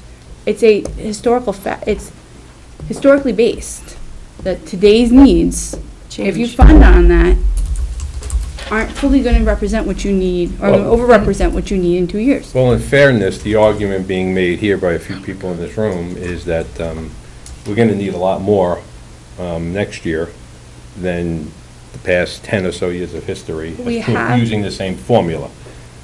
Can I make No, that's not the a argument. comment? I think we are mandated to budget for what we know we have. Yeah. I think it's absolutely our responsibility to budget the amount of money that we currently can account for. What Devin has done is taken a look at every student that we have who's receiving services, exactly what their current services are, and projected that is going to be frozen. That's our mandate, because that's what we have to budget for. You're looking at this from an actuarial or a financial perspective and saying, well, in the last 4 or 5 years, you have underspent what you have projected to us by 20%, 23%, whatever it is. And I don't know why. I can't explain why. I can tell you with all honesty and all integrity that what you have in front of you is what we currently have in the district. And that's what we have to budget for. And I understand your perspective. I would just ask that you give serious consideration to setting aside some money, because one of these years, what we project will be correct, even if it hasn't been correct in the last 6 or 7 years. And I would ask you to set aside a pool of money which you would still have some control over, in case we did have a year that was the off year, the outlier. Thank you. And in the districts that I've been in, this is very unusual, because a lot of districts I've been in, they're asking for money because there's unexpected costs that come with special ed that can tip the scales quite. I'm used to placeholders until Absolutely. probably the last 3 or 4 years. The concept of a placeholder in special ed has kind of diminished. And the placeholder also is always accompanied with the absolute guarantee that special ed money is in a separate pocket, and if we don't spend it, it immediately goes back. That's the guarantee. But I'm talking way too much now. So I'm wondering, how do I justify the vote? Because this looks like it's going to be a close vote here, and I just, what you said makes total sense. It's not being spent, but what they said, they have to budget for what they need and mandated, and if they don't spend it, it's going to come back to the taxpayer. They do. They did what We they're do. supposed to do. The difference is what's going to make the difference in the budget passing or not passing. Okay, then I got it. Can I just add two things? I mean, we had a chance to have an insurance policy last year. That was taken away by a $1 change from $100,000. So please remember that. Secondly, this is the one part of the budget that does not get sent to all over the spectrum, from golf balls to scoreboards to everything else that comes through here that I know too much about, and my ADD is kicking in heavily right now. So I want to just, when we're thinking of this is the one, I love percentages and I love all that fact. But at the end of the day, and this is where it affects me as a dad, these are real kids. I just want you all to remember that. And I love your percentages, and I will do that, but these are real kids, and if they bring back 40% next year, that's great, because you know what? It's working. Kids are getting what they need, and they're moving out of things. So I want you to take that into effect when you vote. And there's 245 of them, by the way, which are a lot of votes. There are, they are real kids, and we're not saying they're not. And as I said, that is how the district should budget. However, this committee's job is different than the district's job. And on average, even the entire 1,200 special services budget, usually only about 90% of that gets spent. So this year, that would equate to almost $240,000. So even my look at this, I'm not even going to come close to that. And in fact, as I said, my figure for this account was $50,000. Andrew's only recommending 38, so there's what we would say is like a buffer there in terms of historical numbers. I just want to speak to what you just said, the real kids, when you say priceless, educate, well, I'm not making my decision based upon that, because once you use that form of logic, which is, by the way, the truth, but they are real kids. But when you use that, then any logic or any real discussion is just wiped out. The conversation ends when you say this has to do with children, because then everything is priceless and just, so you see, it's tough to make decisions, logical, monetary decisions based on I can make that. logical every day. I do that every day, and over kids and all those different things. I just want to say that we had a chance last year. We punted. We kicked the ball down we kicked the can down the road, like we like to say here. If there was 200 grand in that, I would raise my hand right here and say, I'm good with that. Was it we? I thought that was at deliberative. It was at deliberative, but it was brought forward by someone from this But board. everybody in that room, though, Well, it's not the budget committee I made know, that decision. The I understand. community All right, made that so I decision. said the town of Litchfield, the 22 people that showed up, made a decision, okay? Right. All right, so that's what I'm gonna say. That's fair. That's fair, okay. So that being said, they made a decision. Again, probably not knowing what it all was all about, because we've obviously had the professionals come in and say that. At that, let me finish, Chris, sorry. At that time, that's fine. They made a decision to have 100 and $1. Right now, this is the one part of the budget. I get it, and it's not they came in, and this is the one part of the school budget that, you know, we shouldn't be looking at. Just my opinion. I'm not making it because I have a child that is involved in that, but I had a professional that went through it. I have a superintendent with 40 years doing this come in and tell me. So that's where I'm making the end decision on. I understand statistics. I have my big crayons. I did it all out prior to this. I get it, and I know that's exactly where this was gonna hit. But I just wanna let you know, without having that buffer, I don't feel comfortable doing that. That's it. Keep in mind, we're gonna expect to see more. I do. I would expect to see a warrant article, but I wouldn't be shocked if that same person came in and those 22 people made that decision and took that away. And I know you can raise it, So but just get people to come. I Turn it to 40 people and then outvote them. I understand that, but we can rectify that now. That's not a way to run, that's not a way to run a budget. I mean, let's just roll dice and decide at that point, But because I that's think what that's we're just looking a at. difference in statistically. philosophy. If some people are I don't- okay, are comfortable with the I don't think there's any statistics. convincing either way. At No, this point, I think there's very exactly. strong But I opinions on don't both think it's- sides. I don't think it's gambling, it's just some people are comfortable with statistics and some aren't. It's not wrong, it's just different. So I'll just talk to the people I'm who. comfortable with All right, hold on, You hold on, guys hold are on. good, but I'll We're talk to the going people who around are in a- listening We're at going home. around in a circle. We're going around in a circle. One more thing, though. 245 people are at home who have students with IEPs, so there should be 245 times 2 at deliberative, who will put the money back in the budget and vote it in. I hope to see 245 times 2 there, because I'm not an actuary. I didn't do One the more top- quick my point. I just want math to speak because I did decide how I'm going to vote. I'm going to vote no on removing the money because I think it does come down to, the difference between the budget passing or failing. That is not going to make a difference. And from what I'm seeing, this budget could not be cut enough to make the difference. So at this point now, we're so over. It's that nothing we do, as far as I'm concerned, or see going forward, is going to make the difference. So if that's the case, we might as well just give people a real choice and. Why vote? I mean, why even review the budgets then, if that's your? Right, it's, what we're making is marginal, based upon little, around the margins, a few $100 here or there, based upon clerical errors and stuff. But this is a big thing, and I agree with you. So, yeah, so I guess it might be time to vote. Alrighty then. All those in favor of a reduction of $38,000, leaving $151,384 in the line, signify by saying aye. Aye. Opposed? Aye. Abstain. The motion fails. And I believe that's 3-4-0. All right, anything else on page 1?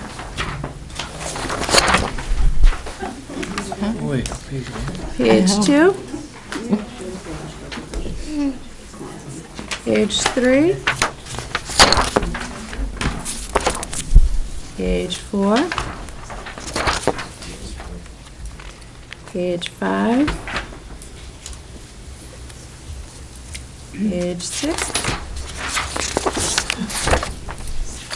Page 7? Back to 5. If we're gonna consider the Chromebooks for the students, there's 5 of them. Calculating that out, it's actually $420 each. Why is such a, line 734 on page 5, 5 Chromebooks for students at $2,100. If we use the standard of the town, the school's $226, it would be at $1,130. I'm curious as to what the difference is there. Nope, that would seem correct to me. All right, so I'd like to make a motion to reduce that line item. $970. I'm sorry? Reduce it by $970. That would be probably at $970. Okay, a motion to reduce by $970. I'll second it, Carrie. What? The first time ever in 2 years. So that leaves, by my calculations, $3,329 in that line. Any further discussion? Hearing none, all those in favor of a reduction of $970 signify by saying aye. Aye. Any opposed? Any abstain? Okay, the motion passes 6-0-0. Was that a unanimous vote? What was that? Unanimous? Yes, yep. All right, page 6. I have a question on 890, the community experience outings. So we've clearly added training for Google Classroom on page 6, 890. So I'm assuming that there's training that's going to be needed with all this new technology, but the community experience outings have been in the budget for a while and has not been expended. Do we need it in there? Is there an expectation that it's going to be used this year? Well, there's definitely community experiences that have been planned. They've gone out into the community, and it's a transportation expense, but this would cover any of the places that they go. FY 2014, 0, 2015, 0, 2016, 0. It's just never been used. Is it just charged elsewhere? But it's never been budgeted either. It was budgeted, maybe it was, and then it got reduced because it was in last year's for like $100. Okay. Anything else on page 6? Page 7? Page 8? Page 9? Page 10? Page 11? 519, I'll make a motion to reduce it by $40,000. What page are we on? 11? Oh, no. So there's a motion to reduce by 40,000. Second. That leaves 349.25. Yep. So using the same philosophy, and I fully expect this to fail, that's okay, that's okay. Probably a 3-4 again. It's good to have the discussion. I'm gonna Have be a consistent discussion. tonight, right? Absolutely. So this is typically one that's averaging about 86%. You know, I've looked at actual percentages with this, not averages, and went back and tried to figure out, this is an area where it's very commonly over budgeted. So I tried to factor in what's the right number. The right number in my mind is 53,000 reduction. I'm sticking with 40,000. To get us to the 349.25. And this, again, this is one that, based on today, Devin assumes that every individual student is going to need individual transportation. Reality is sometimes they're able to tag along together. And we did overexpend. If This you year? look at, no, for FY '16, if you look at what was budgeted, it was 350, we expended 379.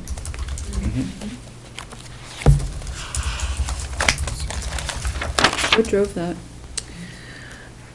Changes in student placement, McKinney-Vento, not being able to cost share with districts. The problem with that is the original budget was 426,403. So of what was originally requested, because again, it changes down the line. It changes after the fact when the school board gets it, or facts different, but it was originally budgeted at 426,403 in 2016, and only 89% of that was expended. So even though here it shows over, it's because the 350 wasn't the original number that the budget committee received and used.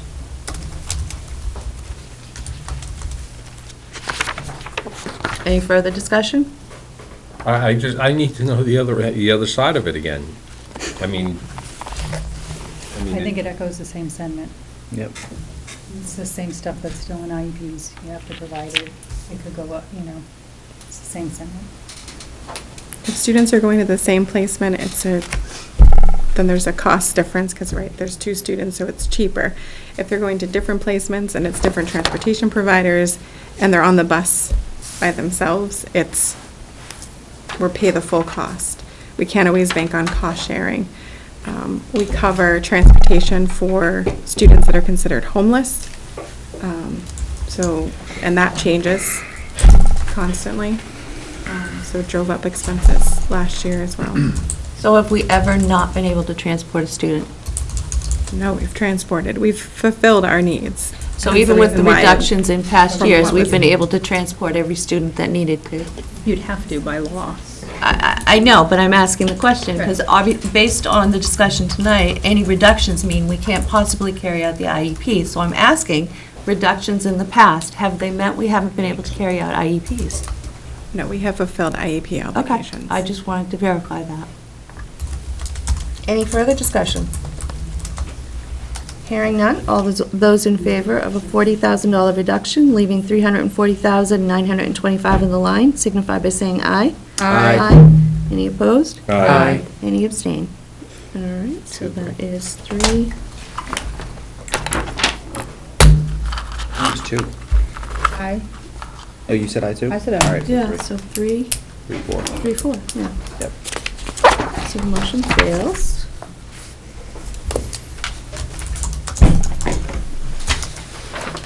Anything on page 12? And that brings us to the end of special services. All right, we do not have a town representative with us tonight, so we won't be hearing anything going on with the town. Member input, miscellaneous business. Anything from the committee itself? Yep, just one quick thing. I thought it was very helpful to me to understand how the community felt with their input on the Chromebooks.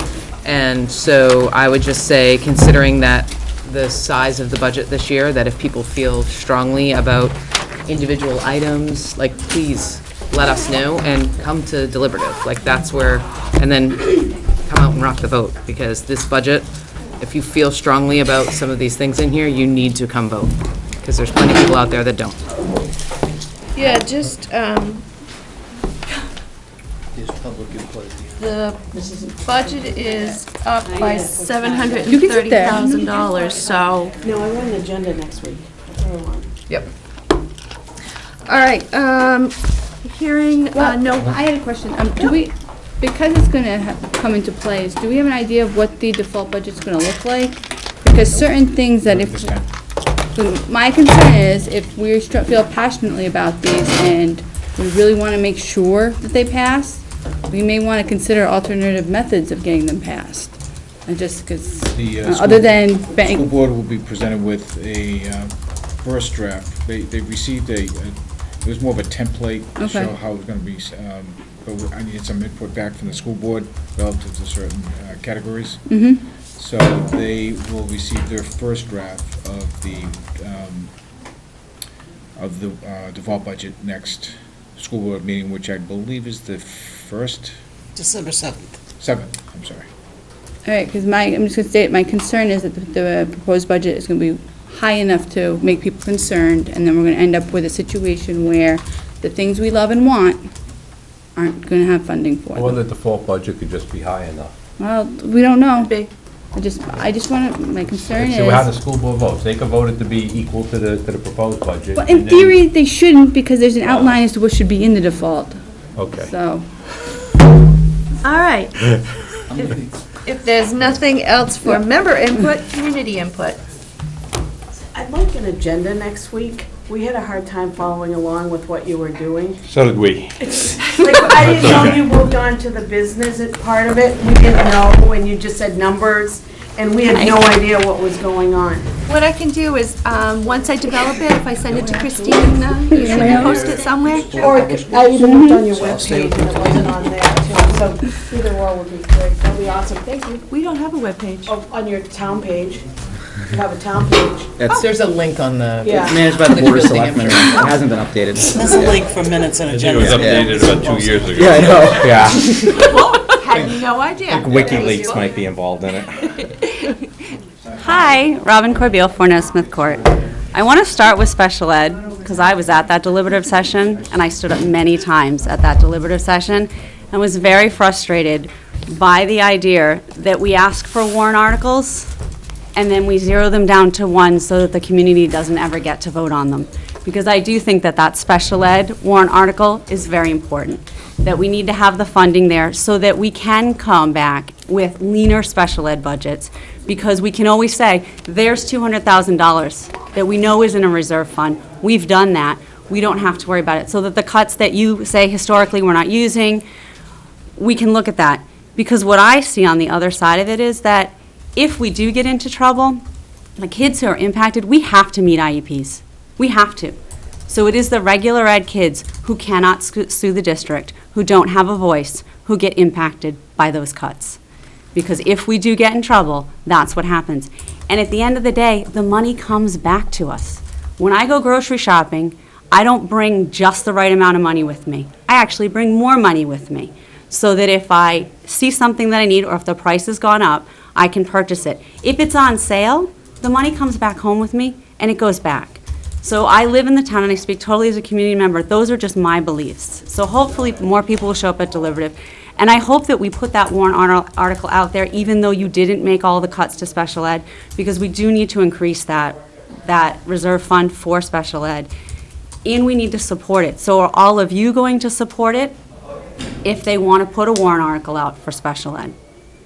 Because that's part of the problem. If the budget committee doesn't support it, that you're asking for warrant articles so that the town as a whole can vote on them.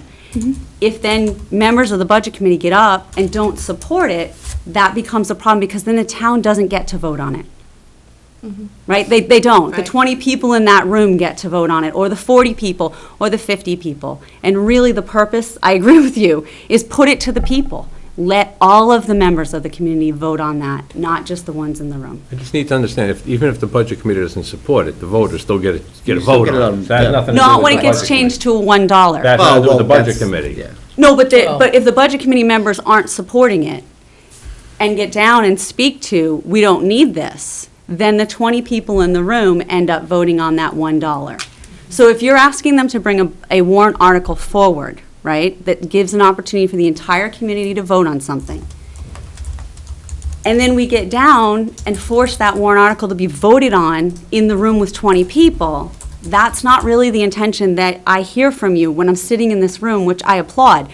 You don't want to put it in the budget, I respect that view, but do give the community, and if they vote it down, they vote it down. Do you know what I mean? That's their right, and more people, awesome, right? But don't let it get turned to $1, if that's really what you want to see. Did we let it get turned to $1? That was my frustration. What I was Can I gonna, do- what I was gonna say was, this committee acts as a whole, but we don't control the individuals. I know. So we can't control an individual person who gets it in their mind that they want to make some change, I and then understand. it gets supported. But we do represent people because it's elected positions. But you can say as a budget committee, we support this warrant article. And I We- think that we did. But to add something, Chris, and this is something that you brought up, and it's important, the folks do look, because we do look line by line through the budget. So when we approve, or we vote yes, or we vote no, it's something that, because these folks, they're busy, they're out doing, we're doing, working, and families, and Boy Scouts, and Lego Club, and, oh, that's me. But they're doing all those things, so by the end of it, they just have, they're going up, and there could be 10, 15 warrant articles on one side, and again, I'm not here, and I would say it, but when a member of this board is the one that goes up and says, dump it to $1, to be honest with you, I understand what you're saying, but to me, perception is reality. And that one person basically made that vote for us, and I get it, passed by the 22 people, but that's my issue. I look at you all, I would have cut both those budgets if there was 200 grand in that account. I'm just, I carry Aflac, because if I break my ankle, I want to get paid. Say, that's my thing, and that's the issue at hand, and I think what this young lady's trying to say is just what you say a lot, Chris, is that they listen to us. The folks out there, they may not watch YouTube or whatever, because it's an ungodly hour at this point, and Thursday Night Football has cut into our ratings.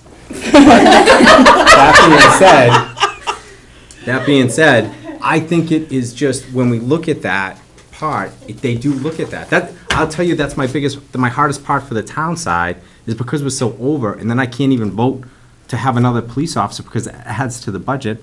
That doesn't make any sense to me, because we need another police officer. So I just think, and again, I hope I'm not talking. No. They listen to us, and when we do vote as a group and we decide what it is, that's something important, because the folks out there just don't have enough time to truggle through 30 warrant articles about, line painters and salt and mosquito sheds and all these different things that get put on that thing, bat houses. I mean, all those different things, and as we know, I mean, after the third one, I'm like, oh my God, I have to bring like notes. So you can imagine if that is the bottom one of the past, and the fact is, just like she said, they didn't even get a chance.